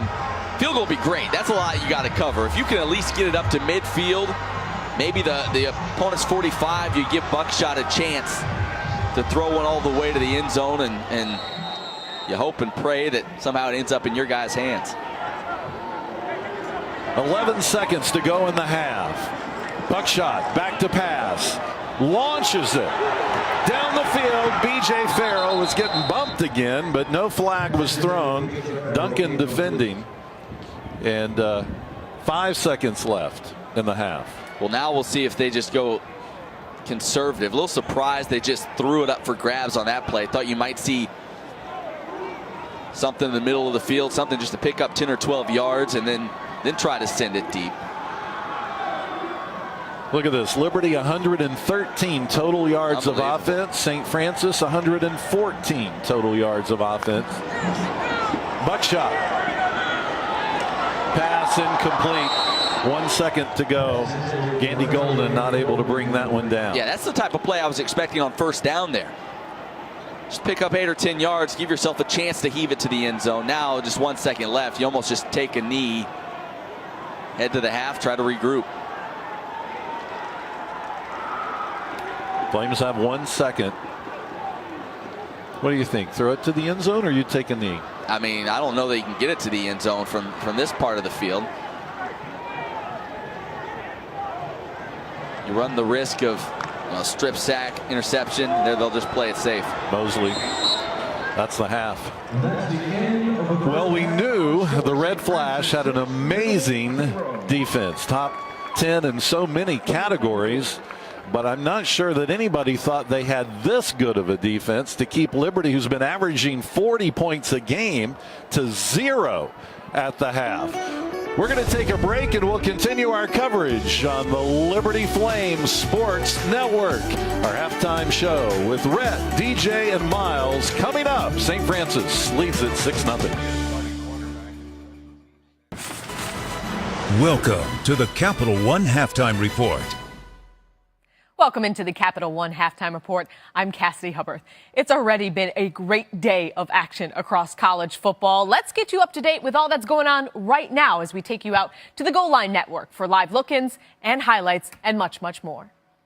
Career rushing TDs, 5th most in points scored in school history. If Troy pulls the upset tonight, it's a good bet this guy has a big night. Yeah, they want to lean on him pretty much all night long. They understand that this is a bigger back that can play with these LSU defenders in the SEC. That's the kind of guy that they want to give the ball to at least 25, 30 times tonight. Silvers sets to throw, looks over the middle, fires incomplete. Sam Letton couldn't haul it in.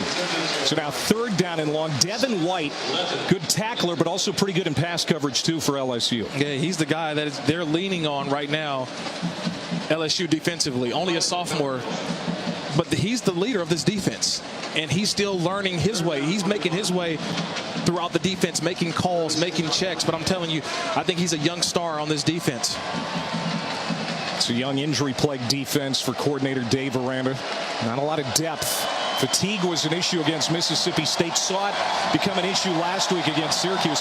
Kind of surprised Troy hasn't run a faster tempo here early on. Inside handoff. Chun is corralled by Greg Gilmore, the nose tackle. One of the few D linemen who has avoided. All right, 7-0. Troy 7-0. Marshall as well. Kentucky up 24-20 on Eastern Michigan. Eastern Michigan just attempted an onside kick, and the Wildcats recovered it. 2.5 minutes to go.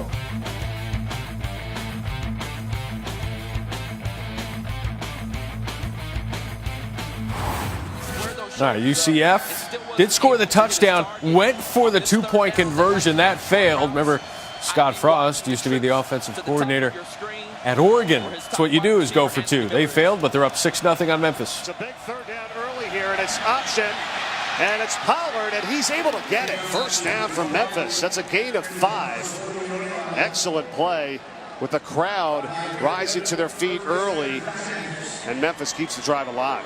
That was just one of those plays where he showed he's a hard worker there and enthusiastic about getting those types of touches in those types of situations, and he'll get more with that type of production. Ferguson gets it out quickly on the edge, and they like to do this, and they get their wide receivers blocking out on the screen. The catch by Miller. Pat Jasinski on the tackle. It's a gain of 7.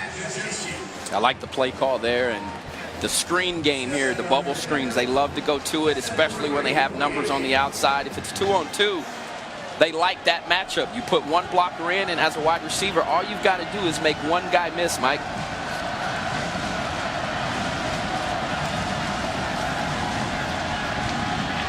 A lot of options to defend. And the run this time by Patrick Taylor. It's a first down. Another gain of 7 for the Tigers. So many things you have to defend because your running backs are so versatile. They get them out in space. Yeah, and most of them do not go down with initial contact. And Taylor there, 6'3", 223 pounds. I know Raleigh really likes this group of backs that the Tigers have. Play fake Ferguson. Oh, what a catch by Pollard. And flags come flying in as he gets inside the red zone. And let's get this call. First down and 10, Memphis from the 12. Welcome back on ESPN News. Long pass play for Memphis. There's a personal foul face mask on UCF. That'll be added to the end of the play. UCF up 6-0. Attack on the penalty. Brandon Moore called for that flag for UCF. Yeah, Daryl Dickey said that the best guy to line up at wide receiver from the running back spot is Tony Pollard. And this play here exactly shows it. He makes an excellent catch, but at the end of this, here you see the face mask coming from Brandon Moore. What a fantastic adjustment made by Pollard to reach back. All right, Mississippi State down 21-3. Nick Fitzgerald driving with Mississippi State. Handoff and nowhere to go. Nick Gibson tripped up. Roberts made the tackle behind the line of scrimmage. That must have been a missed assignment from somebody on Mississippi State's offense because you had two defenders outside unblocked.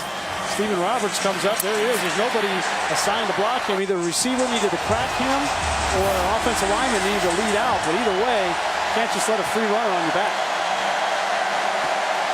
Bulldogs need a touchdown. Remember, Auburn gets the ball to start. Well, no, I say that. Auburn got the ball to start the game. Mississippi State gets the ball to start the second half. The handoff with a hole. The hole closed up. Gibson still got nice yardage inside the 20. Third down. All right, Memphis just scored a rushing touchdown, an extra point away from taking the lead here in the first. That's Patrick Taylor.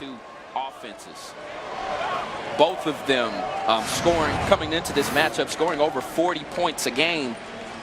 Memphis driving the ball down the field and then punching it in. Taylor, 6'3", 200 and... Third down for the Bulldogs. He'll get the first down and more. Right to the goal line, and they signal touchdown. The ball pops out, but the signal came touchdown Mississippi State. And I think he did cross that lane of the end zone line. 17 yards if it counts. He was reaching, and I think he got there. Yeah. All it has to do is cross the plane, and then it's a touchdown. There's not many players in the SEC better running the football in the red zone than Nick Fitzgerald. And now, since the start of last year, that's his 22nd rushing touchdown.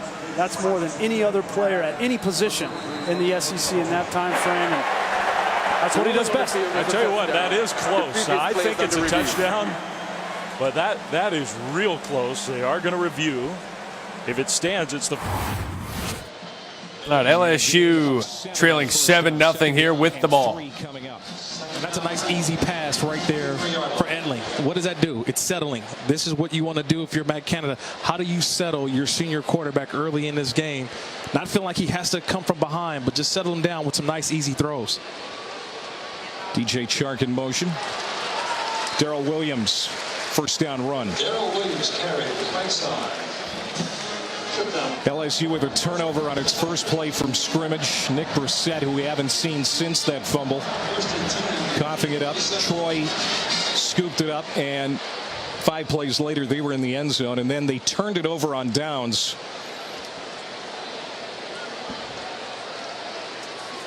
In Troy territory on their last series.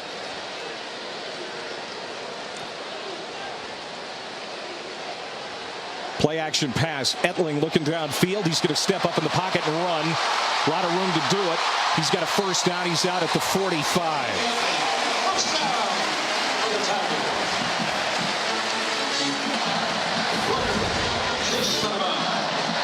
That's a nice job by the quarterback. He wants to take a shot down the field, but he sees it's not there. So what do? You find an opening, and you get what you can get what you can.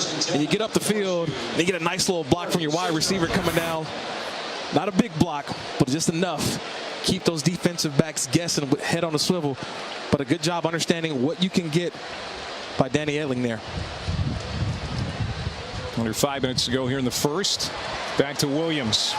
That's what they need a lot of tonight. The rest of the season. Darrell Williams, while Geis presumably takes a rest here tonight, Kirk. All right, they ruled him down. It's 1st and goal. Didn't fumble, but they did rule Nick Fitzgerald down. Fake that fly sweep. He gets a big hit and is stopped short. Darrell Williams from his linebacker spot. And they need to do that 3 more times. Yeah, Darrell Williams, here he is right here. And he's keyed only on one guy, number 7 in white. Waiting for it, and blocks missed there by Justin Johnson. You got to get that block. 2nd and goal. Man-to-man on the outside. And they moved. Man. Well, this could turn into just a disaster for the Bulldogs. That's Darrell Williams, the left guard. False start. Second down. That's the 4th one of those in this first half. Well, it's this crowd. It is. It's this crowd, this environment. They have unquestionably impacted this game so far in the first half. I'm Dan Mullen. I'm bringing in Jordan Thomas, the big 6'5", 280-pound tight end receiver. I'm going to split him out. I'm going to give him a chance to go up and get a jump ball. He is in the formation right side, bunched together. They will hand it off. 3rd and goal.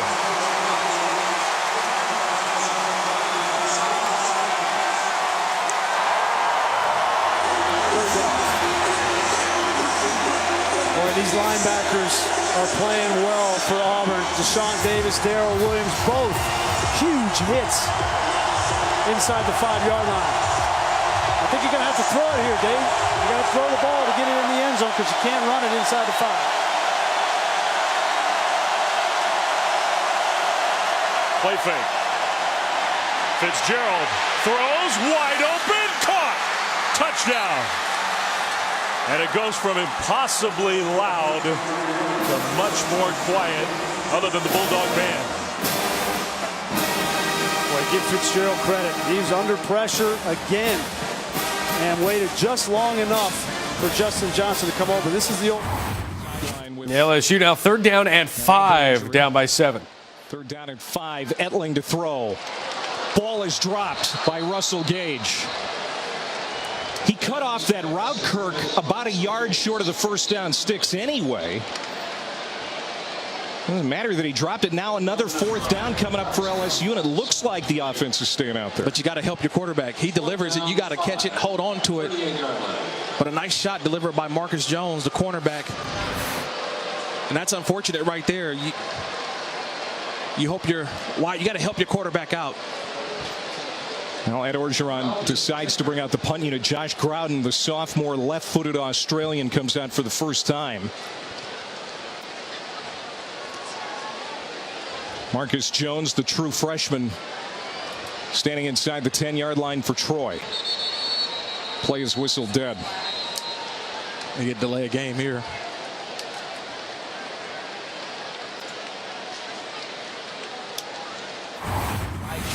UCF now driving 2nd down and long.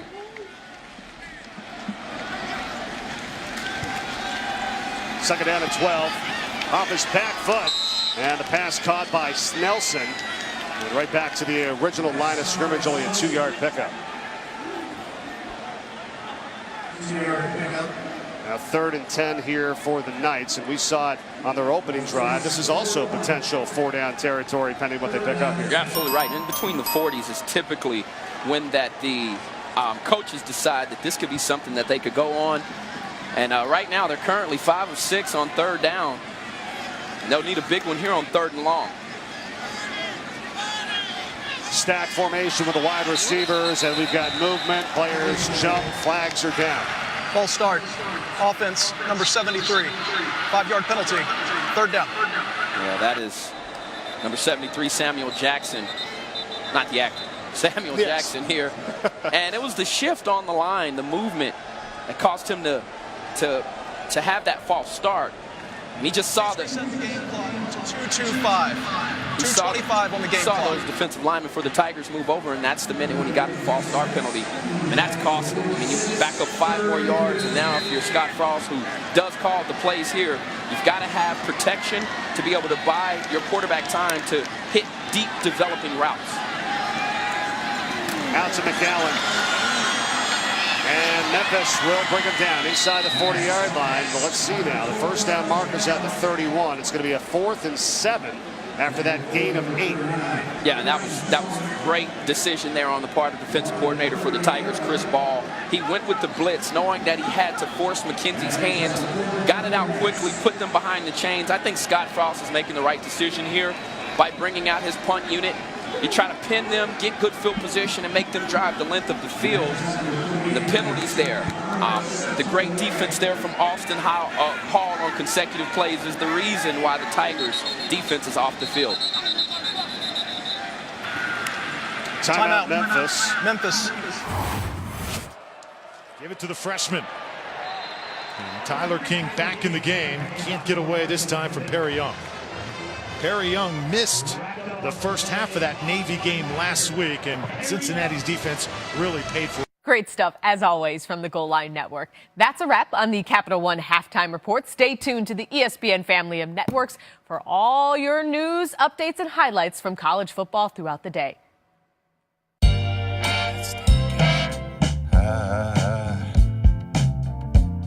I'm so in love with you. Whatever you want to do is all right with me. Oh, baby, let's stay together. Larry, you got to get those burgers off the grill. Doug Flutie? Who threw the Hail Larry? You mean a Hail Mary? Tomato, potato, man. Those are 2 different words. Let's go, Dr. Pepper, hip! Let's go!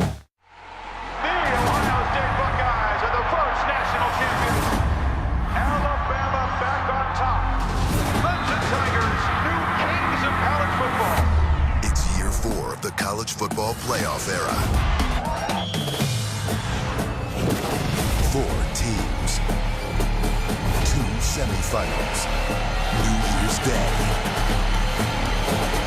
The college football playoff on ESPN. Who's in? Welcome to another edition of Between Two Rexes. My guest today is Sam Ponder. You're working with some guys that, let's face it, aren't all there. How are you going to keep those guys in line? I mean, they're all pros. They are literally the only ones on this show who have actually done this before. And so pretty much is that a shot across somebody's bow here? I think it's just facts. Oh, okay. I get it. I'm the new guy. Well, you're the new... The new what? Host. Host of the show.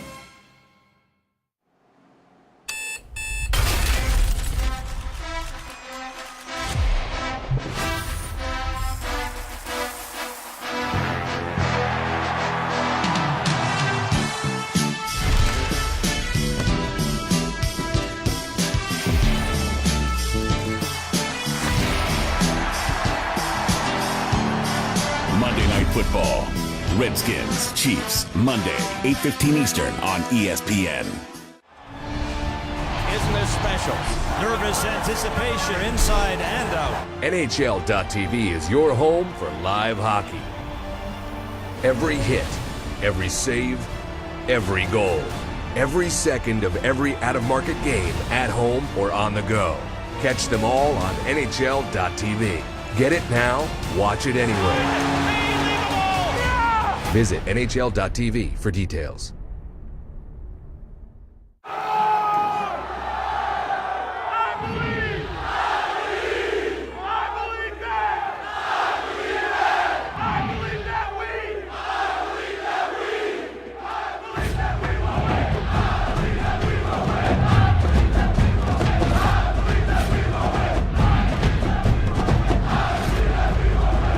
for World Cup qualifying. USA Panama, Friday at 7 on ESPN2.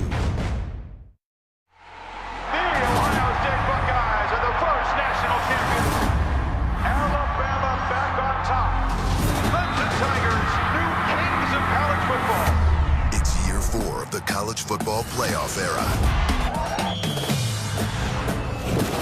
4 teams, 2 semifinals, New Year's Day.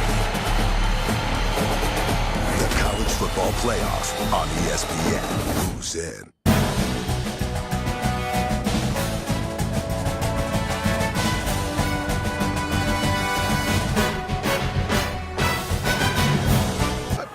Playing well, playing together, and we're here to do. And the game, but we know Liberty's going to come out. They're going to make adjustments. We're going to have to make adjustments. They're a great team, so it's going to take a total team effort. The low scoring, it's half or both.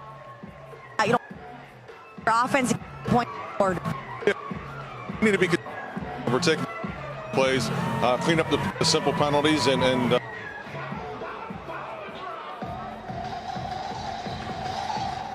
right now. All right, thanks so much for your time, Coach. Good luck the second half. Guys, we'll send it back up to you. Yeah, Coach took the words right out of my mouth, Mike. I agree with everything he said. Yeah, Mike Troubles. Coach Valerio, 8th season, 15-10 the last 3 seasons, and he has put together an amazing defense. Yeah, you touch on that. Liberty 111 total yards in the first half. They averaged 481. So this has been a team in Liberty that's used to having its way running up and down the field, and they have been absolutely locked down tonight. How will they face that adversity? How will they handle it? You heard the guys at the half talking about it. This is kind of a growing up kind of game for your quarterback Buckshot Calvert, and he'll show what he's made of certainly here in the second half. Flames will have it offensively to start the third quarter. Hickson, 10-yard line, 15, 20, and tackled at the 22. Hey, let's look at the keys, Matt. How is the game shaping up? Well, yeah, I said the red flash, they need to win the turnover battle. It's dead even right now. Nobody's turned it over. The other receivers besides Lewis, they've certainly chipped in and helped out. The one touchdown came from Valenzuela. And for Liberty, establish the run. They have not been able to do that, averaging 2.5 yards per carry. And I wanted Liberty's defense to make St. Francis earn it, make them put together long drives. They've done a good job for that, except the time when St. Francis got an extremely short field, and they took advantage of it, leading to the only touchdown in this ballgame. So the Flames begin at the 23-yard line after a scoreless half. We'll see if Buckshot Calvert can get something going here as Hickson carries up the middle and picks up a couple of yards, and the offense begins where it left off at the end of the second quarter. Buckshot Calvert in the first half, 9 of 19 passing, 66 yards. Catch by Fouts. Fouts picks up 5. Well, you want to just try to get Buckshot into some kind of rhythm. Give him some easy throws, even just like that. May not be big yardage plays, but get him some easy throws. Let him get a couple completions under his belt. Keep the up-tempo offense going as much as you can, and let him find some rhythm. He really hasn't been able to get into much of a rhythm in this ball game because they've been having trouble moving the chains. Liberty 2 of 10 in third down conversions. Watch the blitz coming from the top of your screen. Now they changed the play at the line, so Buckshot on the sideline saw something. The St. Francis react and bring a blitz from a different place. Buckshot, quick pass to Gandy Golden, and he may have the first down. I think he does by a half yard. They were slow with the whistle there. Yanni Golden, the defender, both kind of just sitting there waiting for the whistle to blow. It finally did, and yeah, big first down, just barely. But a big confidence boost for Liberty here to move the chains, stay out on the field, hopefully find some kind of offensive rhythm.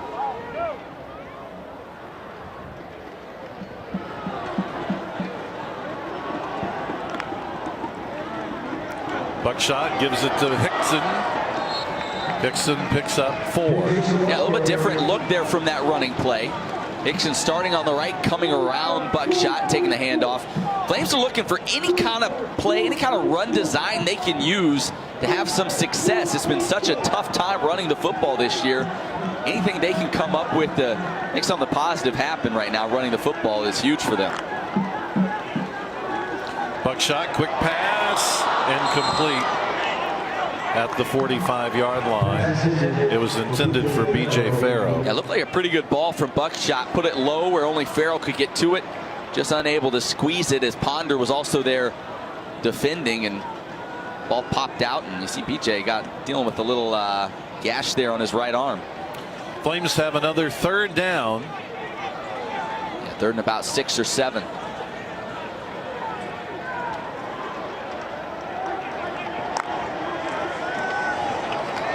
Stevens pass to Gandy Golden, incomplete. Again, the Red Flash secondary playing really good football. Jaron Williams defending. Well, they are just all over these receivers, and I don't mean that in the way that they're, holding on or holding or committing a penalty, but they are just right step for step with the receivers. Usually, a guy like Gandy Golden, defensive backs are so worried about getting burnt deep that they leave that back shoulder throw open. Not so that time. It was played well, and once again, Trey Turner comes on to punt. Turner, this will be his 7th punt of the game, averaging about 38 yards a punt tonight. Lewis fields it at the 24 and hit immediately. Well, this is one of those games where if you're on the defensive side for Liberty, you kind of look at each other and say, maybe we need to win this one. Maybe it needs to be the Flames defense that creates a turnover, makes something happen to get a momentum play for the Flames. You kind of look at yourself and say, the offense is struggling. Let's take it on our shoulders and see what we can do to win this ball game. Corbin Jackson out there. Flames defense getting set as St. Francis quarterback Bear Fittimore, 13 of 20 in the first half, 95 yards, and that one touchdown pass with 18 seconds left in the half gives it to Jordan Toney. Wow. Look at that. He's just dragging Ryan Davis and that whole Flames defense. That will fire up a team right there. 12 yards. When you see your running back putting that kind of effort out there, that will fire up your team, and it's demoralizing for a defense when you're just getting drugged down the field. Flames sluggish on defense and offense.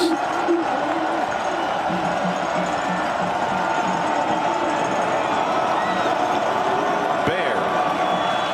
Pass caught, 42-yard line to the 46. A 9-yard gain for Cam Lewis.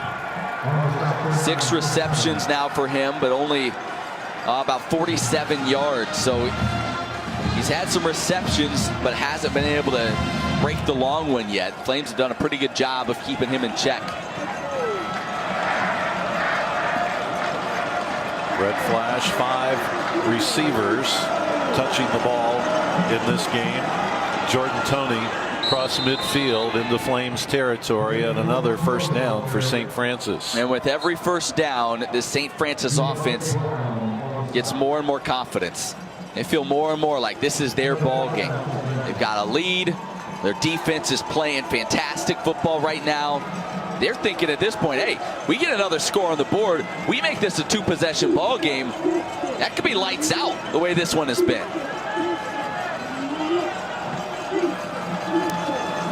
First down 10 at the Flames 49-yard line. Bear has trouble with the snap and will lose 8 yards. That's a big play.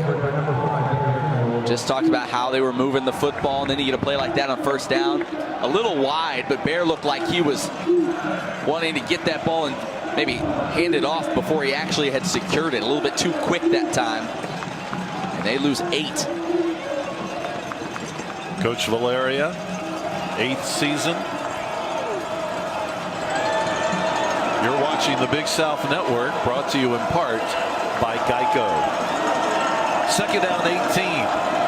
Bears pass caught at the 49-yard line. Lewis making that catch, but Liberty, Turner right there on it. Good job by Turner. Tackling, not always been the strength of Chris Turner. Good cover corner, but that time came up, met the receiver right there, locked him up and got him to the ground for a 7-yard gain, keeping it now at 3rd and long. 11 yards to go for a first down. It's a big play for this Liberty defense. They need to get off the field here. Showing a blitz and coming hard right up the middle. Bear will go down. Liberty's defense rises to the occasion. Tillman got there first. McGinty also firing up that defense. Boy, did they ever step up, and how big was that mishandled snap to really throw the St. Francis offense out of whack on the first down. I mean, that put them off schedule, put them in a tough third and long spot, and the Flames take advantage. 4 sacks now tonight for Liberty. They had 2 on the season coming into tonight's ballgame. 8th punt for St. Francis. Stubbs calling for the fair catch. Fields it at the 6. Liberty's really had bad field position in this game, and that's made the offense sputter a bit. 9:07 to go in the third quarter. Liberty still looking for a score. You might have heard some things. Discover card. I'm not a customer, but I'm calling about that credit scorecard. Give it? Sure, it's free for everyone. Oh, well, that's nice. And checking your score won't hurt your credit. Oh! I'm so proud of you. Well, thank you. Free at discover.com/credit scorecard, even if you're not a customer. Sixers Wizards at 7. Wolves Spurs at 9:30. Tonight on ESPN. Big South events can be yours wherever you go. Live and free on the Big South Network. Available through the Watch tab at BigSouthSports.com. You can access BSN on your phone, tablet, or computer. You can also get the free Big South Network channel for your Roku device or Roku TV to watch games on the big screen. With hundreds of games every year, watch your team in action anytime, anywhere on the Big South Network. Glad to have those of you watching on the Big South Network on LFSN, some of you watching on ESPN3 or the Walk Network all across the country, and others here in Central Virginia on WFFP TV 24. However you're connected, we're glad to have you with us on LFSN as Liberty starts at their own 7-yard line. First down and 10, just over 9 minutes to go in the third quarter. Look out. That's Matthews. 30, 40, and tackled at the 44. 37 yards. Matthews, and that's Liberty's biggest offensive play of the game. First time we've seen him tonight, and Nick Ranella may have just saved the ball game. 25 there, just getting Matthews by the heels, or else he was taking it to the house. Matthews again picks up another 5. Remember, he had over 100 yards rushing in that Moorhead State game. Has been awfully quiet since then. Hadn't seen him in the first half. Boy, did he give this crowd and this offense a jolt. Not a big kid, but lightning fast. Liberty now with 93 rushing yards, 168 total yards of offense. Second down and 6 for the Flames. The option pitch. Again, Matthews midfield. Boy, he's hit hard. Late penalty marker thrown. Ball came out as well, and it's recovered by St. Francis. But there was a penalty marker thrown. Yeah, that'll be key. Liberty just starting to move the ball offensively.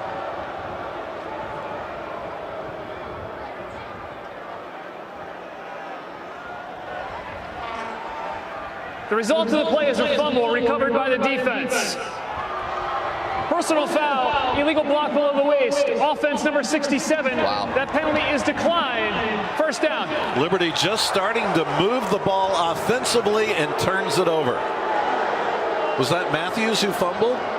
Yeah, I think it was. And Hakeem Kennard, playmaker on their defensive side, seems to always be in the right place at the right time. Matthews takes a shot right. That was Kennard that delivered the hit and then recovered. Boy. First turnover of the game. An excellent field position for St. Francis. It's defense again. Yeah. Impressive. Well, we said, one of the best defenses in the nation at turning people over. They'd forced 10 turnovers. Now make it 11 as we get one more look at it. That shot. Ooh. Yeah, whoa, was it out? Yeah, that knee was down. Well, they take a look at this. The officials taking their time before letting them play here. I think they're trying to check and see themselves upstairs in the booth if it's worth a review. Oh, knee is down there. Yep. The ball doesn't come out until later, it appears. Oh, wow. I think they need to take a look at this one. Right now they're holding up play and trying to decide. Oh, they're going to let him go. Boy, I think that's one you need to take a look at. I am shocked they're not reviewing that play. That certainly looked close enough to take another look.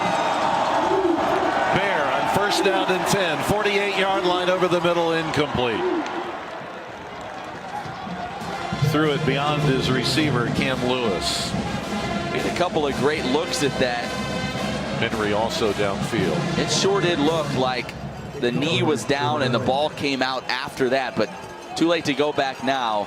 Flames defense going to need to step up again. Great camera angle by our LFSN team. Yeah.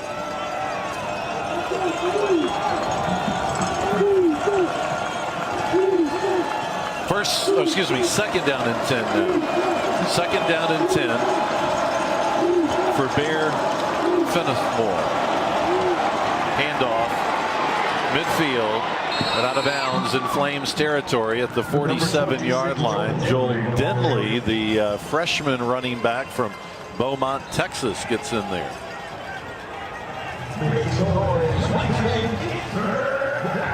Another third down opportunity.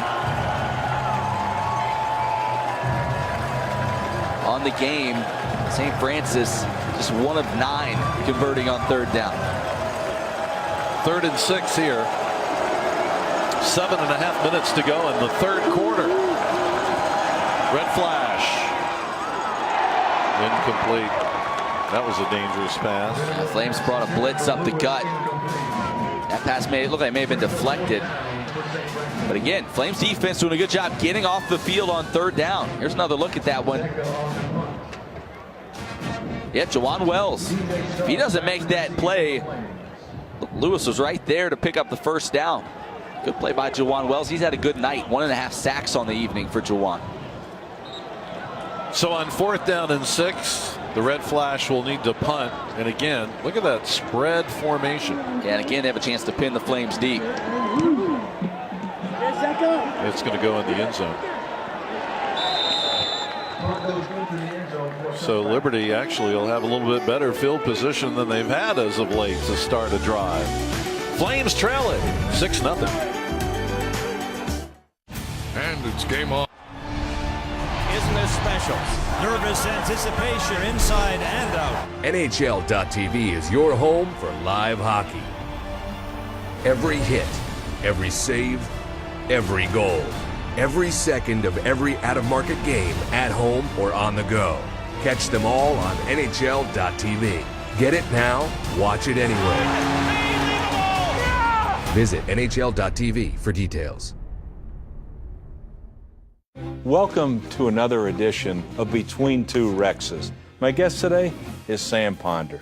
You're working with some guys that, let's face it, aren't all there. How are you going to keep those guys in line? I mean, they're all pros. They are literally the only ones on this show who have actually done this before. And so pretty much is that a shot across somebody's bow here? I think it's just facts. Oh, okay.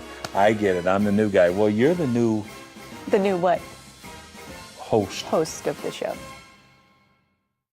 Hey, you can support Liberty Athletics as a member of the Flames Club. Members can enjoy preferred parking, seating, and game day hospitality. Membership starts at just $60. For more information, visit libertyflames.com/Flames Club. Under the lights here on a windy night in Central Virginia. You can see the wind blowing through the flags, and Flames fans, all ages, the cheerleaders with all they've got trying to get this crowd up as it's just been an odd game. It's not a typical game for Liberty. The Flames offense being sluggish because of the great red flash defense. Yeah, we haven't seen defensive struggles this year in the Flames games. They've been able to do pretty much whatever they want, score from about anywhere on the field. Has not been the case. They finally got a big play coming from Kentori Matthews on the last drive. but then it ended up being negated later on with the turnover. Buckshot Calvert held to 75 yards passing so far in this game. 11 of 23 passing attempts. He's throwing downfield. Gandy Golden, and it's picked off.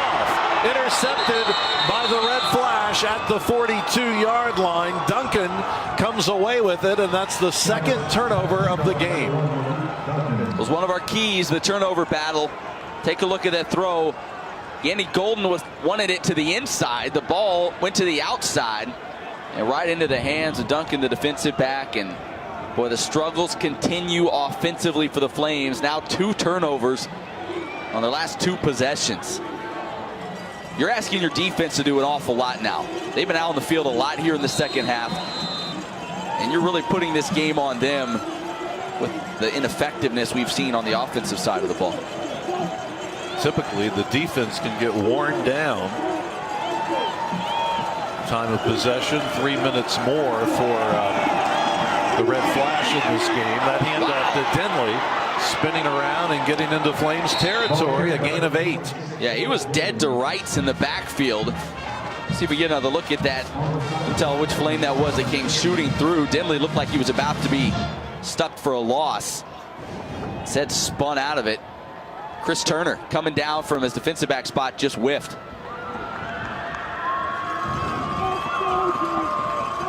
There's Chris Turner.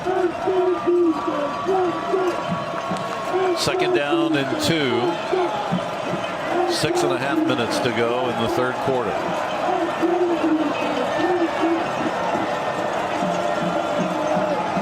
Bear hands it off. Denley tackled right at the line of scrimmage. Jackson making the tackle. So 3rd down and 2 upcoming for the red flash. They are 1 of 10 on 3rd down conversions in this game. Liberty's 3 of 12. Yeah, it hasn't been pretty on either side.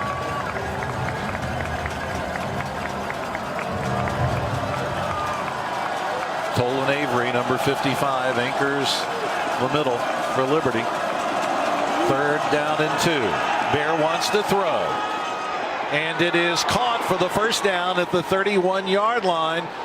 Nice play by the red flash. Johnson making that catch. It's one of those big tight ends they have. Terrell Johnson, 6'6". He needed every bit of it to go up and get that ball. Tillman on the coverage, huge conversion, and just like that, St. Francis creeping their way now into field goal range. This crowd is quiet. It's nervous. You feel the nerves in the stands. Like, people are realizing, fans are realizing, this game's starting to get into the later stages, and a score here for St. Francis makes it awfully difficult to come back. Solano with the reception, out of bounds at the 23. And we talked about this defense being on the field a lot. Remember, the defensive line was pretty thin coming into this game anyway. Now you're having that line out there for extended stretches here in the second half. St. Francis starting to wear them down perhaps a bit. Solano has 5 catches, 24 yards, but it's Lewis with 7 catches, 54 yards to lead the team. Bear going to the end zone. It is caught for the touchdown. Catch made by Lewis. Lewis with the touchdown reception of 23 yards. That's an All-American making a play. It was Chris Turner there. You had a safety coming over, just a touch late getting there. And the All-American just goes up and takes it away. That's big time.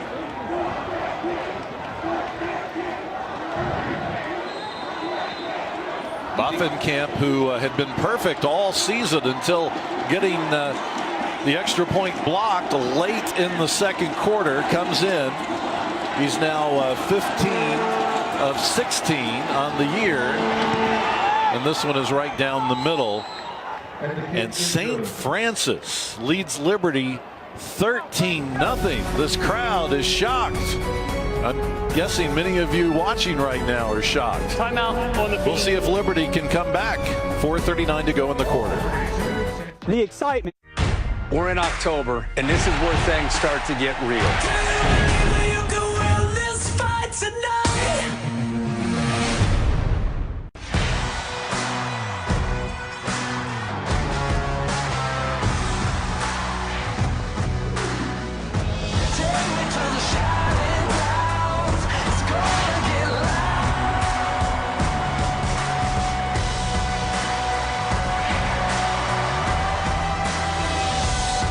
Don't miss 11 simultaneous matches on Decision Day.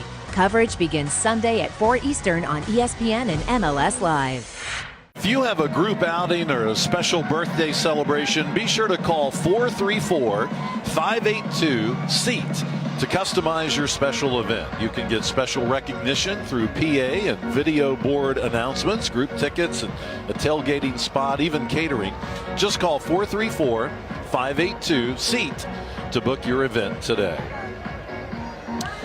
Williams Stadium, the site of this FCS battle, where St. Francis scoring drive, 5 plays, 58 yards, 2.5 minutes, and Lewis with that 23-yard touchdown reception from the Bear. And right now, the Bear has the upper hand on Buckshot. Yeah, right now, looks like the Revenant out there with the way the Bear is taking it to the Flames right now. They have looked sharp, and also I want to go back. I like the fact that Valerio didn't chase points there. A lot of times you see coaches try to go for 2 if they failed on a conversion earlier, try to get to 14. No need for that right now. Don't be chasing points. Every point matters. Just put them on the board, and they took the extra point. They go up by 13. So Liberty's set to return this kickoff. 4:39 to go in the third quarter. Flames down 13-0.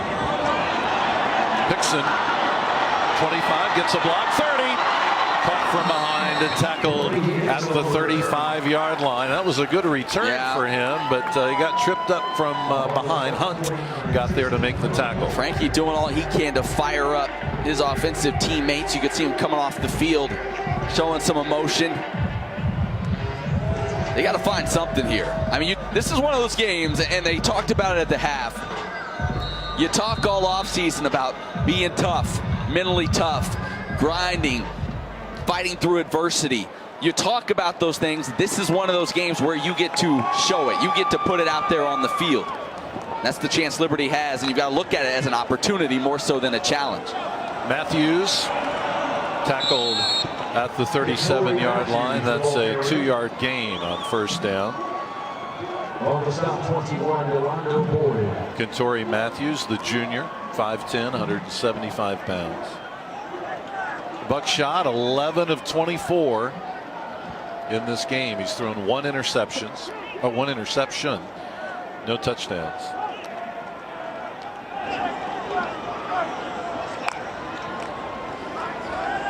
Quick pass, King, 40, 45, midfield, into red flash territory as he's thrown out of bounds at the 46-yard line by Wells, Jalen Wells. It's King who has the first down. Damian King's got some moves now, making that first man miss. I was telling somebody the other day, he reminds me a little bit of a guy, some of you might remember, Peter Warwick.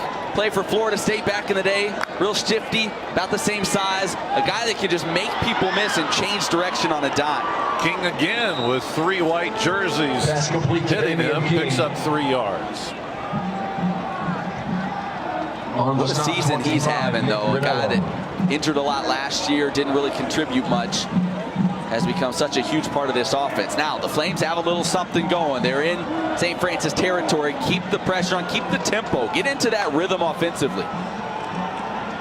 Buckshot pressured down the sideline, and it is incomplete. Good job by Buckshot extending the play, trying to find his tight end Fouts, unable to haul it in. Looked like that throw was pretty decent, especially with Buckshot being on the run, but his tight end unable to bring it in. Fouts has 2 catches for 11 yards in this game. And it's the one he doesn't have that may well be remembered in this ball game. Remember, he was wide open down the middle of the field on the first possession and was just barely overthrown. better throw, and he would have gone on to score there. And who knows how that might have changed the complexion of this ball game. On 3rd and 7, Buckshot's pass caught by Gandy Golden at the 30. Gandy Golden picks up a couple of more before being knocked out of bounds by Ponder. Good job. Again, clean pocket. When Buckshot's able to set the feet and fire, it changes everything. But they've done a good job, have the red flash, of getting in around him. Even when they aren't getting to him, just getting around him, getting in his vision a bit, has kind of thrown him off at times. But when he's able to set his feet like that and survey the field, he's one of the better quarterbacks in the country. We've seen that this year. Mosley to the 24. That front 7 closing in on him. He picks up a couple of yards. It'll be 2nd and 8. Now you got to get 7 out of this drive here. You're deep in their territory. It looks like Mosley kind of slow to get up now. I hope he's okay. Obviously such a big part of this offense. If you're just joining us, Todd Macon got in for a couple of carries. Didn't pick up any yards though in the 2nd quarter after his first appearance really this year after being injured in the spring. And Turner Gill looks a bit perplexed at the play of his offense in this game. But the Flames have got it at the 25-yard line of the red flash. 2nd down and 7. Mosley is out of there now. Matthews is the lone back. You see the 3 wide receivers to the near side of the field. King's got it. 20, 15 to the 11.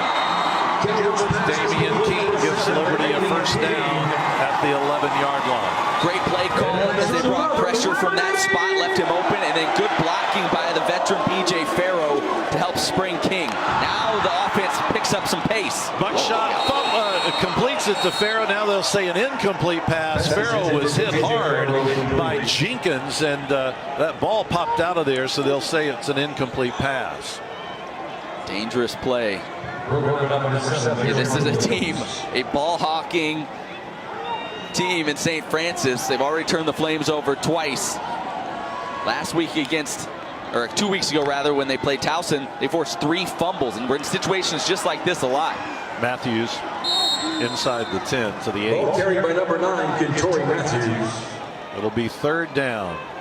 About 7. This is an area where the Flames offense has struggled a bit in the red zone. They've been in the red zone coming into the ball game 18 times, score a touchdown only 50% of the time. So sometimes when the field gets smaller, when you don't have as much room to work with certain offenses, especially explosive down the field offenses, it kind of changes things and you've got to adjust. So they're working with a shorter field here. They need to find a way on 3rd and 7 to get this first down and keep this thing rolling. Liberty on a 9-play drive right now. 3rd down and 7. Buckshot's pass caught. Gandy Golden out of bounds at the 2. It's about a half-yard short of the first down. Boyd made that tackle. What a throw, though. Buckshot put that the only place he could. Back shoulder kind of behind Gandy Golden. Made a great catch and got oh so close to that first down marker. 4th and about half a yard. They're going to go. Mosley. First down. Did he get it? I don't know. I thought he got it, but, you know, looking at where it's being marked, I'm not sure he did. Nope. It sure doesn't look like it. I'm not sure that it was a great spot, but the officials are going to measure here. The ball is inside the 2. Now look at coming off the edge there. 44, Sean McCord, able to be the first guy there, came in untouched, able to trip up Carrington Mosley, and the Flames with such a golden opportunity, and they can't cash in. Yeah, you can't miss opportunities like that. Not enough for the first down, so the Flames turn it over on downs. Let's look at this again. Yeah, it looks like, and it's not straight on, but it looks like he's at the 2-yard line. From the couple of angles we saw, it looked like he was short. Now, you can say, well, Flames should have just taken the points. They should have just kicked the field goal. But you're still down 2 scores. With the way this offense has gone tonight, if you're that close, I'm with Turner Gill on the decision. I think they had to go for it there. Bear operating out of the end zone. He's going to hand it off to Jordan Toney. Tony gets a little bit of breathing room to the 7-yard line. The clock is running with 40 seconds to go in the third quarter. Tackle was made by Davis. Ryan Davis, the redshirt sophomore. Great night for Bear Fenimore. 18 of 27, 161 yards and 2 touchdown passes. One of them was to Matt Valenzuela to end the first half. That handoff, Jordan Toney. And he's across the 10. He'll be about a yard short of the first. He's got 9 carries, over 60 yards now. Yeah, Jordan Toney's a tough runner. You see him dragging tacklers, falling forward, picking up that extra yard or 2. He's done a good job for them tonight. The end of the third quarter. Well, I don't think anybody expected this. No. Maybe the St. Francis coaches did, but I don't think anybody in the stadium and anybody watching would have expected. The Flames have to come from 13 down. Listen, we've all got... Welcome to another edition of Between Two Rexes. My guest today is Sam Ponder. You're working with some guys that, let's face it, aren't all there. How are you going to keep those guys in line? I mean, they're all pros. They are literally the only ones on this show who have actually done this before. And so pretty much is that a shot across somebody's bow here? I think it's just facts. Oh, okay. I get it. I'm the new guy. Well, you're the new... The new what? Host. Host of the show.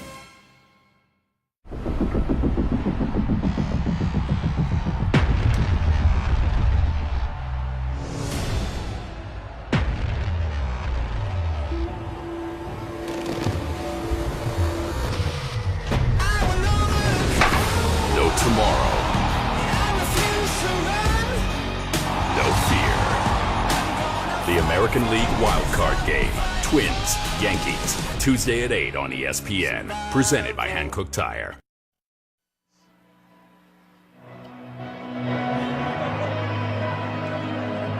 The defense is absolutely doing some work right now. And Miles, I'm sure you've been in situations like this where you just keep getting put that unit right now. They are exhausted, and you can tell with fatigue comes mistakes. A good team will show you, yeah, I'm tired, but they're going to relish those moments where Buckshot throws an interception. You get the opportunity to go back on the field. The defense now is showing their fatigue, and they're making simple mistakes. Coach Wimberly always coaches eyes, eyes, eyes. Your eyes need to be in the right place, and right now you can see with simple mistakes, their eyes aren't in the right place. They're losing their man, and they're letting up points. And St. Francis's offense has won the possession battle. They have 24 minutes. So the defense has been out there for a long time, but now's the time where that discipline has to come through. All of the August practice, everything has prepared you for this point right now. You got to stay disciplined. Yep. Mike, DJ not too happy, said he saw this coming. He's the only one. Well, DJ is the one who saw it coming. I should have known that. I was the only one. Must have been the sunglasses. All right, that was Jordan Toney who got to the 14-yard line.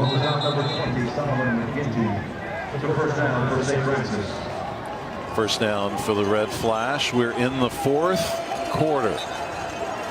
Liberty's defense needs to force a turnover here, do something to shut down the Red Flash and get the ball back.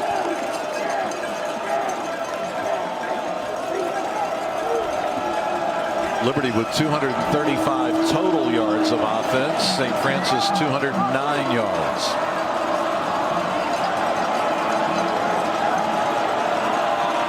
Bear. Pass caught at the 20-yard line by Solano. That's a gain of 8.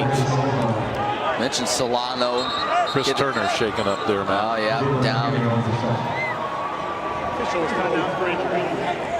Flames injuries, a little bit of a concern. We mentioned Ralph Rusin, the defensive lineman, out this week. Turner, one of your better defensive backs. Be a big loss if he's unable to go the rest of the way. And the reaction from the trainer there looked like she was almost chuckling.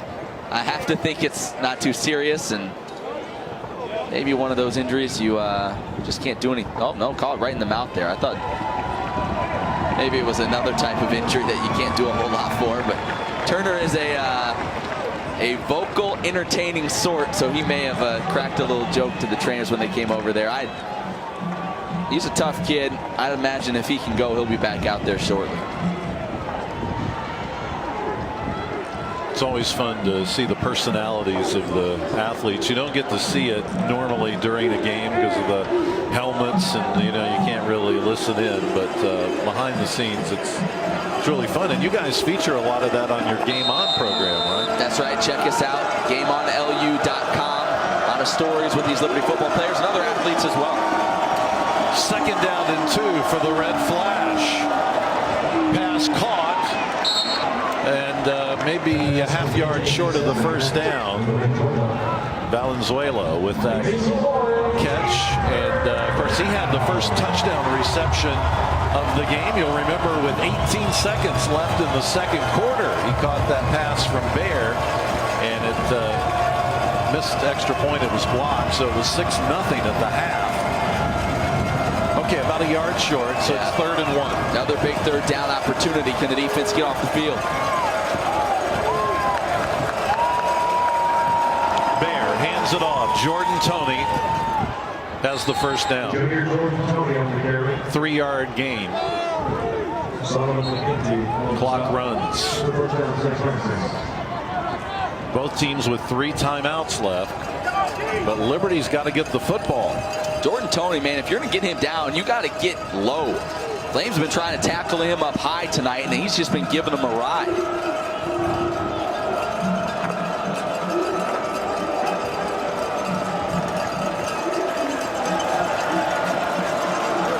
Fittimore now 20 of 29 passing in this game, 170 yards, 2 touchdowns. He's going to hand it off. Jordan Toney, a yard gain. And really, the Red Flash would just as soon the clock run. Yeah, absolutely. At this point, keep it running, move the chains. This drive is going really to perfection for them. A couple of 3rd and shorts. They've been able to convert both of them. Run the ball effectively, keep the clock moving, shorten this game. And the later this one goes, the more, if you're a Flames fan, you keep looking at that clock, just hoping it'll slow down and leave you enough time to come back in this one. The Red Flash, they've had the ball 3 minutes longer than Liberty in time of possession. Bear gets a block. Slides down at the 29-yard line. Yeah, Valenzuela, I think, was the one that delivered that block. That was impressive. Boy, he's had a nice night. Make some noise. And now we get a flag coming in. A very, very late flag coming in. Some sort of dead ball penalty. This could be huge. The referees from the ACC and the Big South Conference, our head official, Jeff Pumphrey.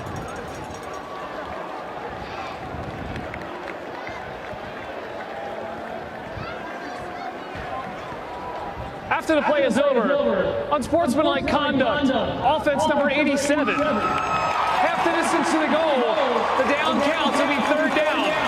That is the first unsportsmanlike conduct foul for number 87. Matt Valenzuela, watch it, number 87. Yeah, that kind of erases the props we gave him for the nice block. Dumb penalty.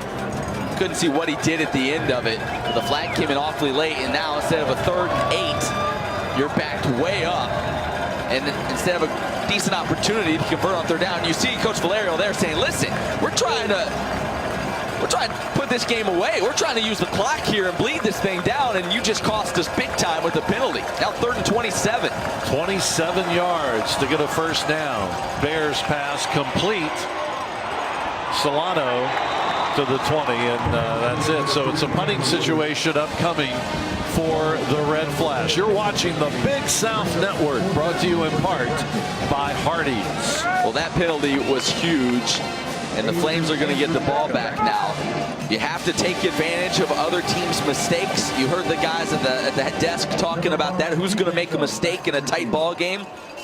Well, that was a big one by St. Francis. In effect, gives the Flames the ball back here with over 10 minutes to go in the game. Stubbs waits for this, has to Try to get over to it. Lets it hit, roll, and it gets a red flash roll. An extra 7 or 8 yards inside the 40. It'll be down at the 38-yard line. Timeout on the field. 10:34 to play in the game. Liberty's down 13-0. At 5-1, the Eagles are flying high. Make the most of every opportunity you get, man. And look to cement their hold on the NFC East on Monday Night Football. Redskins, Eagles, Monday, 8:15 on ESPN. Are you ready? Don't miss 11 simultaneous matches on Decision Day. Coverage begins Sunday at 4 Eastern on ESPN and MLS Live. Show.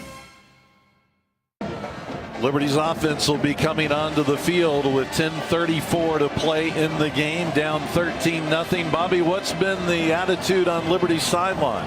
Yeah, guys, not only can you see the momentum on St. Francis' side, but you can absolutely see it from the sideline down here. Absolutely not one person has talked the last time on the offensive bench here. Normally you're seeing Antonio Gandy Golden, at least Buckshot, laughing, making something, but the connection we're normally seeing them having down here is completely silent. So hopefully they can figure out something, some communication on the field, guys.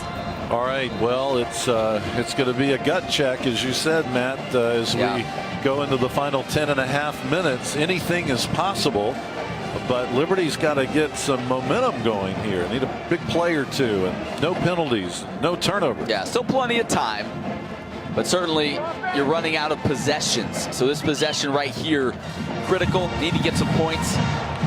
Don't know how many possessions you'll have left in this ballgame. Liberty's Todd Macon is out there in the running back position, a yard or two behind Buckshot. Yeah, giving him time here at a critical juncture in the game. Tells you the kind of confidence they have in the redshirt senior in his first game back from injury. Gets the handoff. Picks up 5 yards on first down. Yeah, for a guy that really hasn't taken any contact, that's showing confidence in him. Giving him the ball, a guy that hasn't been hit a lot. You wonder how well will he be able to hold on to the football, kind of trying to knock off some rust. You might be afraid to put him out there in a situation like this, but Coach Daly's showing confidence in this veteran. Macon wrapped up that time by Bruni, Ben Bruni, one of the linebackers. Clock is running. Liberty has 3 timeouts, so does St. Francis. Third down. Buckshot. Picked off at the 20-yard line. Third turnover of the game. That one intercepted at the 20-yard line by Ranella. Boy, and they thought they had a free play there. That's why he chucked it deep. Turner Gill all over the official on the Flames sideline.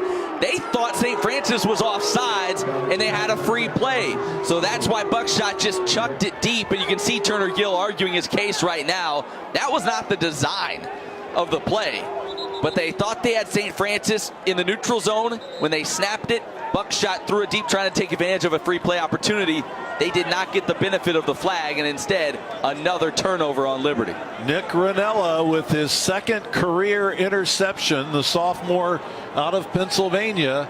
That's Liberty's third turnover of the game, and St. Francis gets it back with 9:37 to go in the fourth quarter.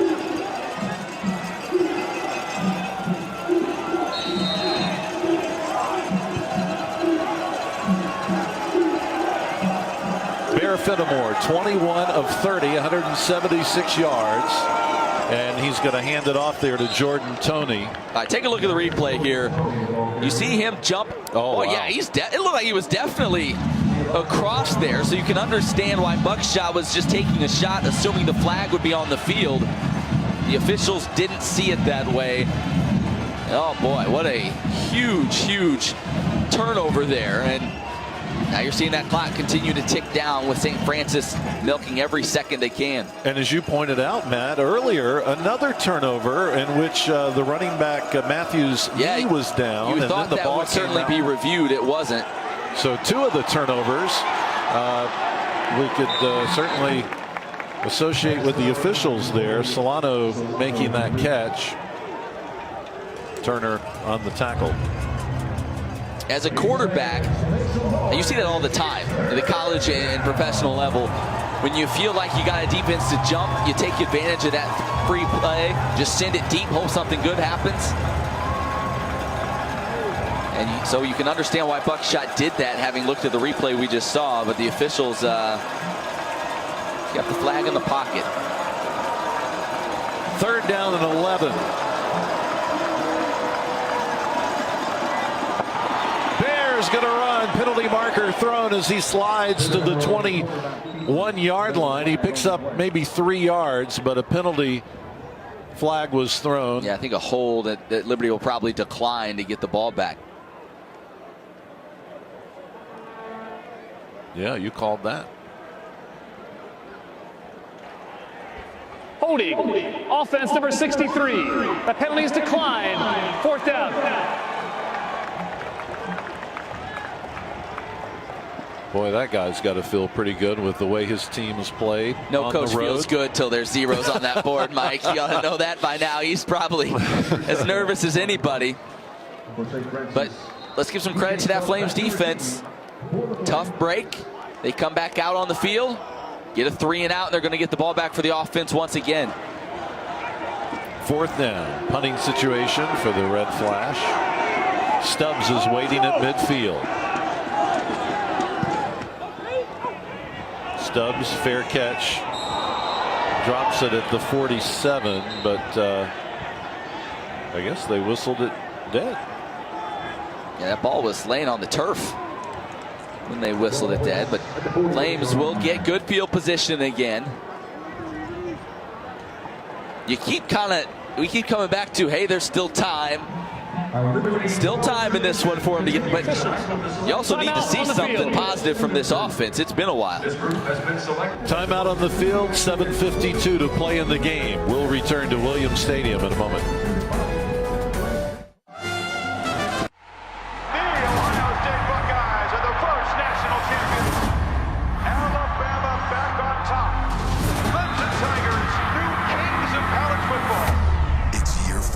College football playoff era. 4 teams, 2 semifinals, New Year's Day. The College Football Playoff on ESPN. Who's in? Welcome to another edition of Between Two Rexes. My guest today is Sam Ponder. You're working with some guys that, let's face it, aren't all there. How are you going to keep those guys in line? I mean, they're all pros. They are literally the only ones on this show who have actually done this before. And so pretty much is that a shot across somebody's bow here? I think it's just facts. Oh, okay. I get it. I'm the new guy. Well, you're the new... The new what? Host. Host of the show. To celebrate Liberty's move to FBS, Liberty is giving away an all-expense-paid trip for 2 to the National Championship Football game in Atlanta this January. For more information, you can visit lufootball.com to find out how you can register to win. That'd be pretty special, wouldn't it? Absolutely. The National Championship game. Well, those fans are still with it. They're still grooving over there. And they're hoping the Flames offense can get into a groove. Buckshot is 16 of 32, so he's completing 50% of his passes in this game. 130 yards, but he's thrown 2 interceptions. Liberty's turned it over 3 times in this game. We knew the Red Flash defense was unbelievable, but they've even taken it up a notch. Boy, I really respect what they've put together on the defensive side this season. So Liberty has it. 1st down and 10. They start at their own 48-yard line. Buckshot, pressure from the backside, and he dumps it off incomplete. He was almost sacked and just had to get rid of it pretty quickly. Lost his shoe in the process. Just getting that back on now. Again, you're running out of possessions at this point. You almost feel like you're in 4-down territory no matter what. Here at this point of the field, under 8 to go, you need 2 scores. Certainly it's something Turner Gill has to consider. Macon back to the line of scrimmage, maybe a half-yard gain. It's going to be 3rd down.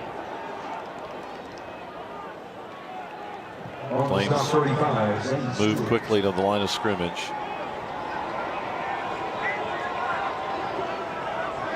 Reddick is in there. 2 receivers to the near side, 1 to the far. 3rd down, 9.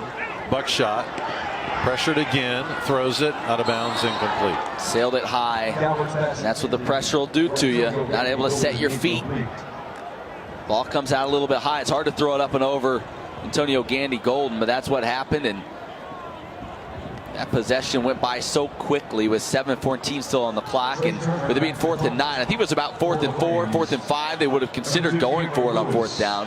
Instead, Turner Gill sends the punt unit out, so another 3 and out, and that's, you keep looking up at that clock. Not too many chances left. Turner in there to punt, standing at the 35. Lewis waits for it at the 10. Lewis fields it. 15 out of bounds at the 19. Clock stops with 7:05 to play in the game. Liberty is being shut out by St. Francis, 13-0. Timeout on the field. Isn't this special?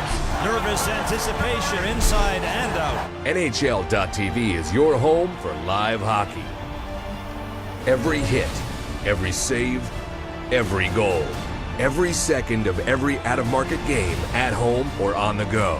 Catch them all on NHL.tv. Get it now, watch it anywhere. Visit NHL.tv for details.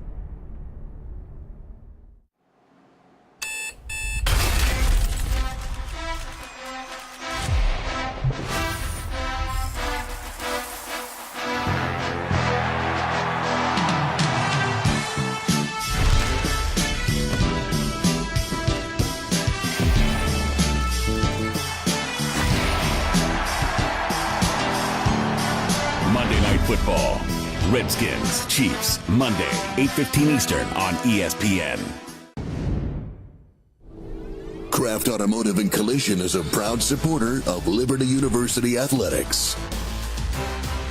Hey, make sure you join us after the game. Facebook Live featuring those 3. Miles on your left, Rhett in the middle, DJ on the right. Of course, Bobby, Matt, and I will tag along as well. Just go to Liberty Flames Athletics on Facebook. Go ahead and like it, Liberty Flames Athletics, and join us for the post-game coverage.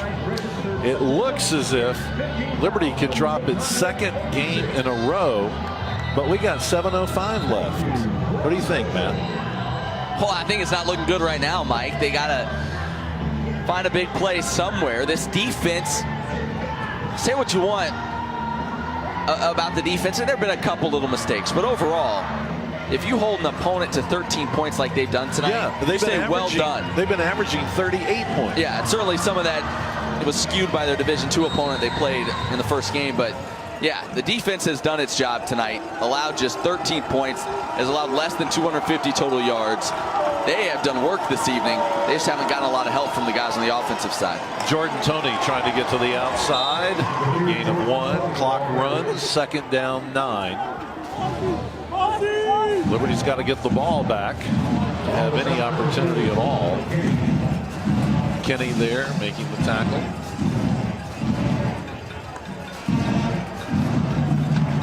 Chris Turner has 10 tackles to lead Liberty. Jackson and Wells each have 7. Davis with 6. Tillman and Brown each with 5.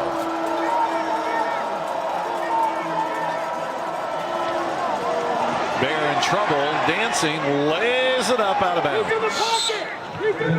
Way out of bounds. I was just about to say there's no way on earth if I'm Coach Valerio that I'm even putting the ball in the air right now. I would continue to run it. If Liberty wants to use, as you get further into timeouts, let them use them.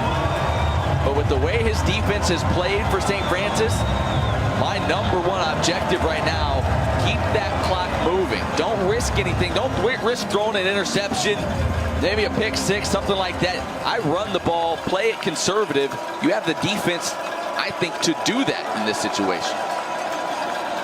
But what do I know? Bear completes it at the 30-yard line. That's a first down. That catch made by Lewis. And that's a first down for the Red Flash. I guess when you got an All-American, that kind of goes out the window. Just get it in his general vicinity.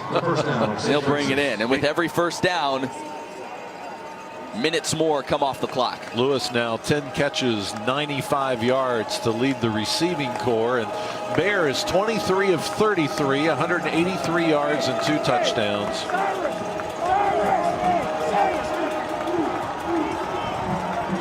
Clock runs. Handoff. Denley. Excuse me, that was Jordan Toney. And he picks up 4. It's a helpless feeling right now if you're on the Liberty sideline. That clock ticking down, under 5.5 to go. You have to, at this point, defensively, anything you can do to get a hand in there, punch that ball loose. You're trying to make the tackle, sure, that's objective number 1. But you also really need to try to get a hand in there, strip, knock it out, somehow force a turnover if you can. Jordan Toney. Look at that, Mike. He's got the first down. And that sort of sums up how this game has gone. It has. Honestly, it has. You've seen that St. Francis team playing with an edge and a toughness. It really speaks volumes to their head coach and what their program has become over the years. That's just will. And another first down. More time coming off the clock. Liberty has never lost to St. Francis. And the Flames have never lost to an NEC team here at home. They're 5-0. But that's in jeopardy.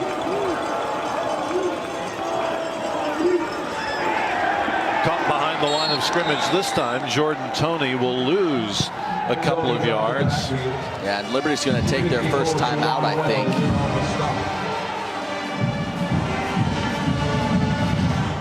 Clock stops with 4:19 showing, but I think they'll back it up a little bit. They should. The officials, I think, late getting word that Turner was calling for a timeout. Liberty, their first charge of the half, 30 seconds in length. Look at Jawan Wells. That guy is just exhausted. To 4 minutes, 24 seconds. 4:24. Thank you. About 10 minutes difference in time of possession right now. And you see old 54 there. He's left it all out there tonight. Yeah, much of that time of possession advantage has come here in the fourth quarter for St. Francis. Liberty just can't get the ball, and they can't do anything with it. Well, they've had it. Yeah, they've just been 3 and out. The one great opportunity they had where they drove down to St. Francis 2-yard line, they were stuffed on 4th and 1. St. Francis leads Liberty in passing yardage by 50 yards, in total yards by 11. Turnovers, though. That tells a story. Yeah, that is the issue. Flames have turned it over 3 times. St. Francis hasn't turned it over at all. 2nd down, 12. Bears pass caught on the bobble. Now they'll say incomplete. It was Henry who was the receiver, and I thought he was pulling it in, but couldn't hold it. Yeah, Flames need to send a thank you note for that play call. Incomplete pass, stops the clock, brings up 3rd and long.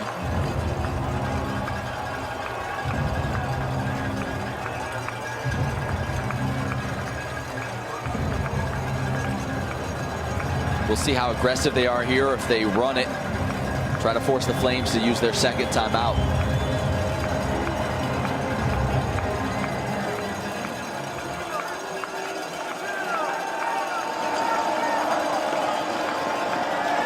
Bear. Chased. Throws it away. So it's going to be 4th down and 12. The punting unit will come in. I don't get that, Mike. I don't know why you don't run the ball there. Out of the pocket. 4th down. You just threw the ball on back-to-back plays, 2 incompletions. You stopped the clock both times, and that may be the conversation that's happening right there. Saying, why are we throwing the ball in this situation? Run it. You got under 4.5 to go here. Milk this clock. Force the Flames to at least use timeouts. Instead, Liberty going to get a break. Had a little more time on the clock than they probably should have. Stubbs, fair catch. Drops it again. It's on the ground. Yeah. And who's got it? The officials dig in there. Liberty has it. Oh boy, that very well could have been the ball game right there. If they don't come up with that, it's probably good night for the Flames. But Stubbs somehow gets back on the ball. Because of the blocked extra point at the end of the second quarter, Liberty could get, what, 2 touchdowns, 2 extra points, and win it. So we got 4 minutes to do it. Yeah, they need 1 first. You know, you got to start with baby steps here. But yeah, you're right. Whenever you see something like that happen on an extra point, you think, boy, will that come back to haunt them? The Flames haven't made it haunt them just yet. 23-yard line, first down and 10. Buckshot, quick pass, dropped. It was intended for number 87, Cephas Reddick III. Bounced off his hands. Yeah, you just need guys locked in here. I mean, you can't afford plays like that this stage in the game. That throw was a little bit behind him, but that's a catch he needs to make. Liberty has next Saturday off before homecoming 2 weeks from today. Buckshot chased, complete. Hickson, first down, out of bounds at the 37. Stops the clock. Nice job by Buckshot extending the play, spinning out of the pocket away from the pressure. And then Frankie Hickson shows you what he can do if he gets a little space. There's Hickson and Calvert. Haven't seen Hickson used a ton in the passing game this year. Did a good job being a safety valve there and picking up a first down. Now you got to go. Turn up the tempo. You got to move. Buckshot again, completes it. Midfield, 40, down the sideline, and tackled at the 25. Cephas Reddick again. Great play call, screen set up for Reddick. Good blocking downfield.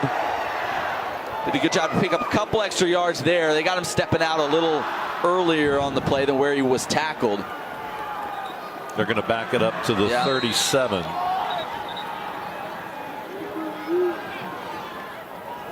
First down and 10 for the Flames. 3 wide receivers to the near side of the field. Buckshot throws it out of bounds.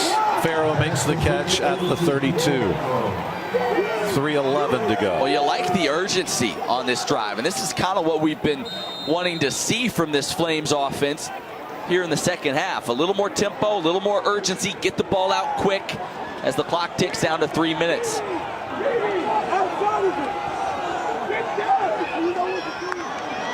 Buckshot throws to the end zone. Gandy Golden, incomplete. No penalty markers. No. Wasn't there some pushing there in the end zone? There was some contact there for sure.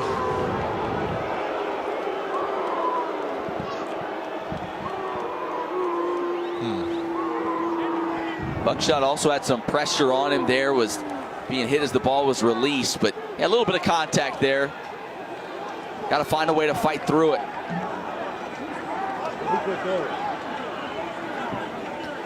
Third down for the Flames. Well, they'll take 2 cracks to pick up this first down. There's 4 down territory, no doubt. Buckshot throws it. Gandy Golden drops it. Is it a fumble or an incomplete pass? I think they're going to say it's a fumble. And the red flash have it at the 30-yard line. The officials are saying it was a catch and a fumble, and Liberty turns it over for the 4th time. I don't think so. He doesn't have any possession. He never tucked it away. They're going to have to look at this one. Well, I hope they do. This is like the 3rd or 4th botched call by the officials in this game. Yeah, it's really been there bad. To cover it up, but let's see if they give it another look, because he never did tuck it away. The ruling on the field is a completed catch with a fumble recovered by the defense. The previous play is under review. That's not a catch. Yeah, I think that ball was moving the whole time, so Flames may catch it. Well, you know, from that angle you can't really tell because you can't see the football. From the other angle, it looked like it was moving. He never quite secured it. See if this tells us. Yeah, you see the ball moving the entire time. He never was able to pull it into his body. I think the Flames are going to get it back, and it will be 4th and 5. Well, it's the difference in the game, really. Or I mean, you having any hope at all? No, yeah, this is the game. It's in the hands of the folks in the replay booth, just a couple down from us. This has been a game that no doubt the officiating has played a role in, but take nothing away from the performance we've seen from the St. Francis defense. They are the story, bottom line. But certainly there have been a couple of calls that that Liberty sideline would have liked to see gone in a different direction. Liberty, of course, had the, you'll remember the officiating error in the last home game, the one they ended up winning with a blocked field goal, but that last drive and the timing on the clock and everything, I think the Big South and the ACC acknowledged that they really botched that, and they may find a few in this game as well. Officiating is an imperfect activity, isn't it? No doubt. We see it every week. But I think when you have replays, and again, we've been showing replays from our perspective, and the officials have even more replays than we show you because they have a different set of cameras that pick up all of that. You know, some of those things I think could have been caught. Oh, they use our cameras, I'm told, so appreciate that insight. Hey, LFSN's executive producer is Kevin Keys, executive director Casey Spyron.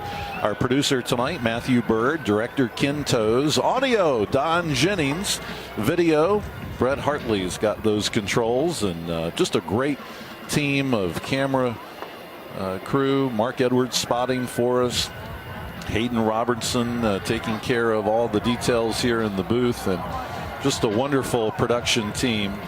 Here we go. LFSN.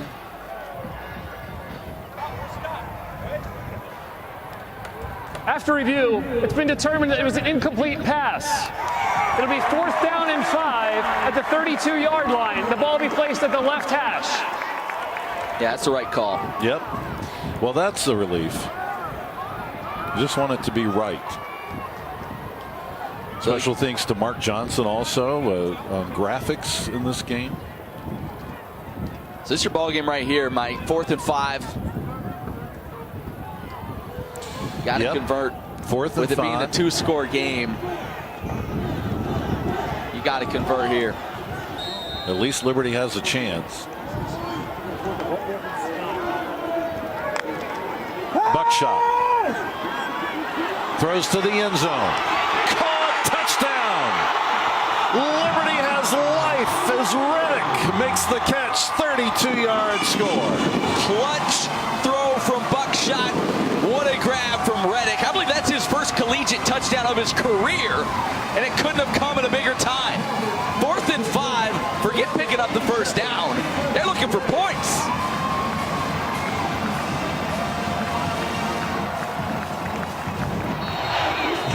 Reddick to the sideline. Alex Probert in to attempt the extra point. His first PAT of the game is good. And Liberty shows some life with 2:35 to play in the game. It is not over. That is the first touchdown Cephas Reddick's college career. One he'll never forget as the fans start to get back into this one. 4th and 5. A gutsy call from Buckshot. So many quarterbacks who just looked at something short, pick up the first down, keep the chains moving, keep the drive alive. Instead, he throws a dart to the end zone. So 2:35 to go in the ball game. The Flames do still have 2 timeouts, which is critical, and goes back to what we talked about when St. Francis passed it twice on their last possession. Didn't use clock, didn't force the Flames to use more of those timeouts. So now the Flames can stop the clock a couple of times, and they'll have a shot to get the ball back if their defense can rise to the occasion once more. 2:35 to play in the game. Liberty scores its first points now, are they with going to onside kick here, 2:35 to play in the game. Do you think so? Well, I don't know. You see the hands team in there for St. Francis. Liberty lining up like they are going to onside kick it with 2:35 to go. It is. And it's recovered by St. Francis at the 47-yard line, so they've got great field position. And that was recovered by number 2, Lewis. Let's look at that touchdown from a moment ago. Oh, beautiful shot. That's our slow-mo man, Matt Atkins, down there dialing it up. Beautiful shot by him. All right, you think about the strategy there from Turner Gill, the onside kick. Basically, you're saying if St. Francis picks up a first down on this possession, likely the game is over anyway. So you figure by kicking it, the onside kick, you're giving yourself 2 cracks at it. You either recover the onside kick, or now you put the game on your defense and say, you gotta keep them from picking up a first down here. That's the bottom line here in this situation with just 2 timeouts for the Flames. Handoff, Jordan Toney, 40. That's the first down. Clock stops at the 33-yard line. Well, that's not ideal. Flames forced to use a timeout now, letting him get to the edge. Jordan Toney has delivered quite the performance tonight as he's closing in on 100 yards rushing.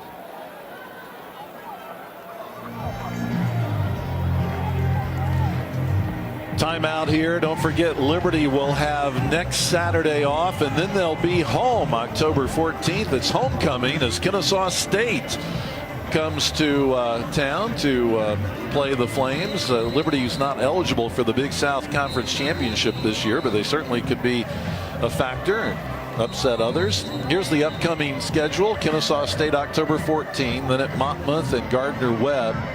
We'll be with you November 4th. That's our next LFSN football coverage, and you see how the Flames will round out the schedule. But the next LFSN broadcast is men's soccer, Liberty versus Longwood on Tuesday, 7 p.m. 1st and 10. And it looks like the 31-yard line for Jordan Toney. Timeout. Liberty uses its last timeout. 30 seconds in life. So, can Liberty stop the red flash and get the ball back? I mean, this is an explosive offense. Can really throw it downfield, so it's not an issue of having the potential to do it. It's just not worked tonight. But yeah, you think back, so many times when you're playing good teams, the opportunities, the good opportunities to score are limited. You had the open tight end, Fountains on the first possession. They missed. They connect there. That's a touchdown. You had it 4th and 1 on the St. Francis 2-yard line going in. They're not able to convert. Missed opportunity. Those are the couple of the plays that they're going to think back on, in addition to, of course, all the struggles they had. A couple of golden opportunities they couldn't convert on. Jordan Toney, Liberty trying to wrestle the ball away from him. He's tackled. Play clock is running with 35 seconds. Yeah, it's going to tick down to about 1:35 before they have to snap it again.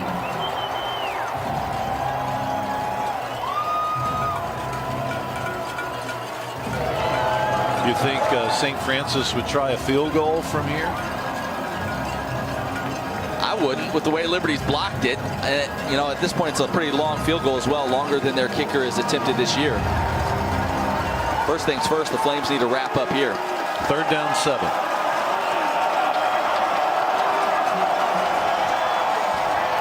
Jordan Toney.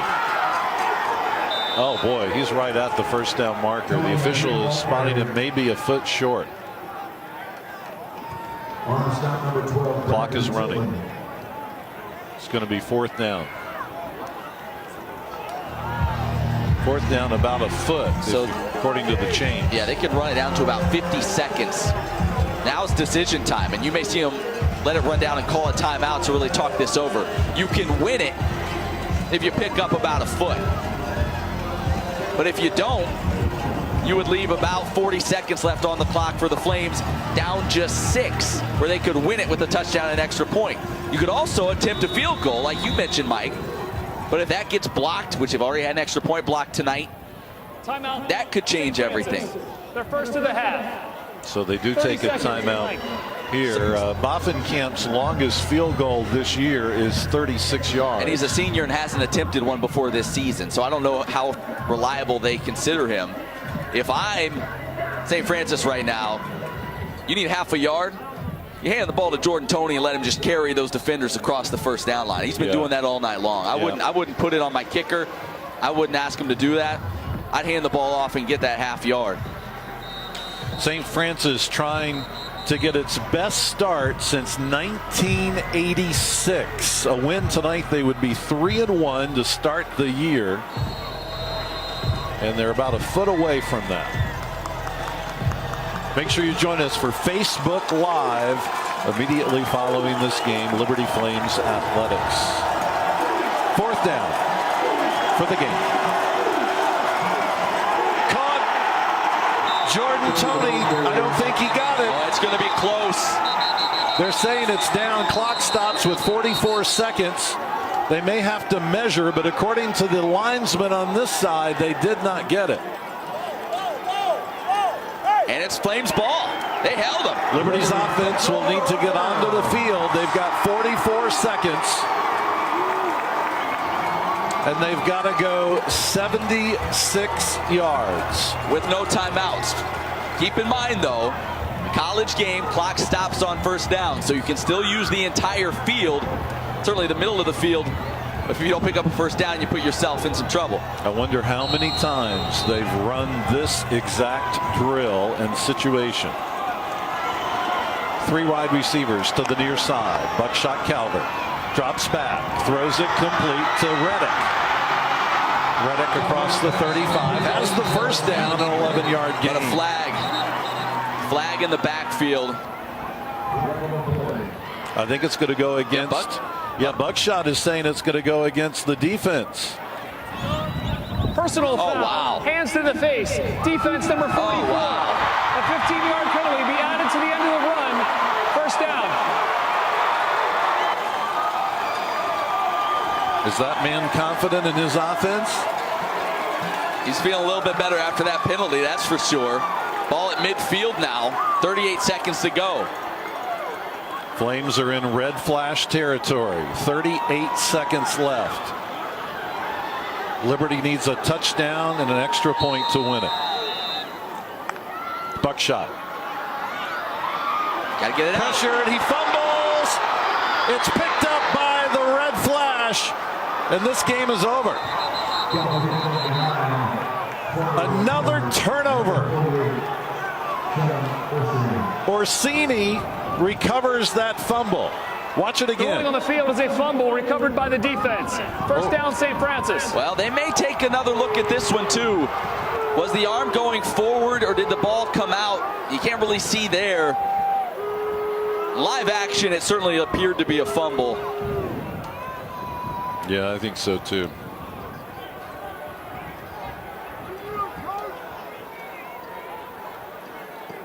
Boy, the emotions in this game, and we've certainly seen it from this Liberty team before. You just go back to their last home game against Indiana State, the emotional roller coaster that one was. Here, this should be a good angle to show. The hit. The ruling of a fumble, you know, and recovered by the defense is under review.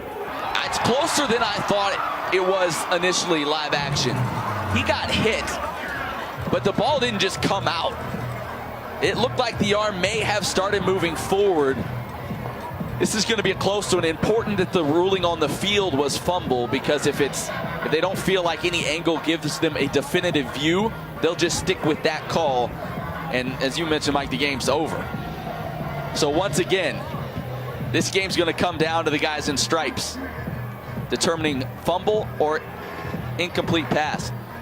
He was going down, like he was going down. After review, the ruling on the field stands. Yep. First down, St. Francis. Coach Gill's expression says it all. What a huge win for St. Francis, huh? On the road, top 25 team. This is the way you get respect nationally for your program. wins like this. You can see the emotion, you can see the joy on the sidelines. And that's it. The red flash, first road game of the year, comes into Williams Stadium. They've never won in Lynchburg, but they do it here. Here's our defensive play of the game, sponsored by Church Mutual Insurance. And it was that fumble and that recovery that does it and seals the victory the fourth quarter for St. Francis. What an amazing coaching job by Chris Valerio. It's huge. The underdogs coming into this game for sure. And they shut out Liberty until about 2.5 minutes to play in the game. I mean, the Flames normally score 40 points a game. They held them to 7. Just a great win for St. Francis and their program, a devastating loss for Liberty. The Flames got off to a 3-0 start, that win over Baylor, and then losing on the road to Jacksonville State, and then losing here at home. Our post-game coverage will be coming up next here on LFSN with Rhett, DJ, and Miles. Stay with us, and don't forget about Facebook Live as well. Connect with us at Liberty Flames Athletics. This Big South Network game is brought to you in part by Phillips Lighting, official campus lighting partner of the Big South Conference. Sunbelt Rentals, we have equipment for that. And Marriott, the official hotel partner of the Big South Conference.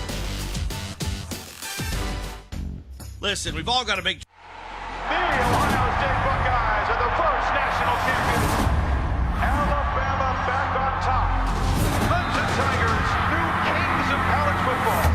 It's year 4 of the college football playoff era. 4 teams. 2 semifinals. New Year's Day. The college football playoff on ESPN. Who's in?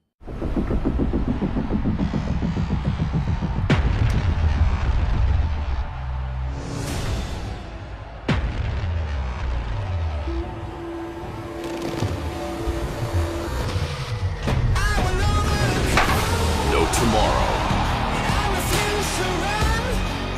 No fear. The American League wildcard game. Twins, Yankees. Tuesday at 8 on ESPN. Presented by Hankook Tire.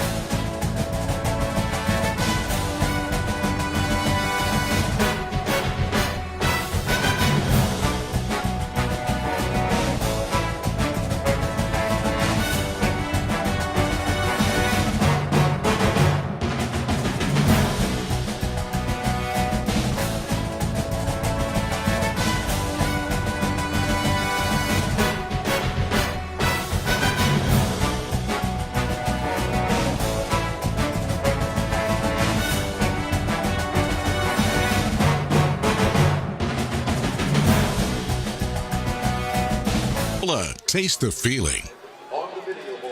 Welcome back. The Red Flash on the road, winning 13-7. It was quite the game for them. Their defense was absolutely stellar. They came in as advertised, and with that, they are our Hardy's star of the game, guys. And they were just rushing from everywhere. And, you know, somebody said they blitz every time and they come out of the woodwork, and they did it.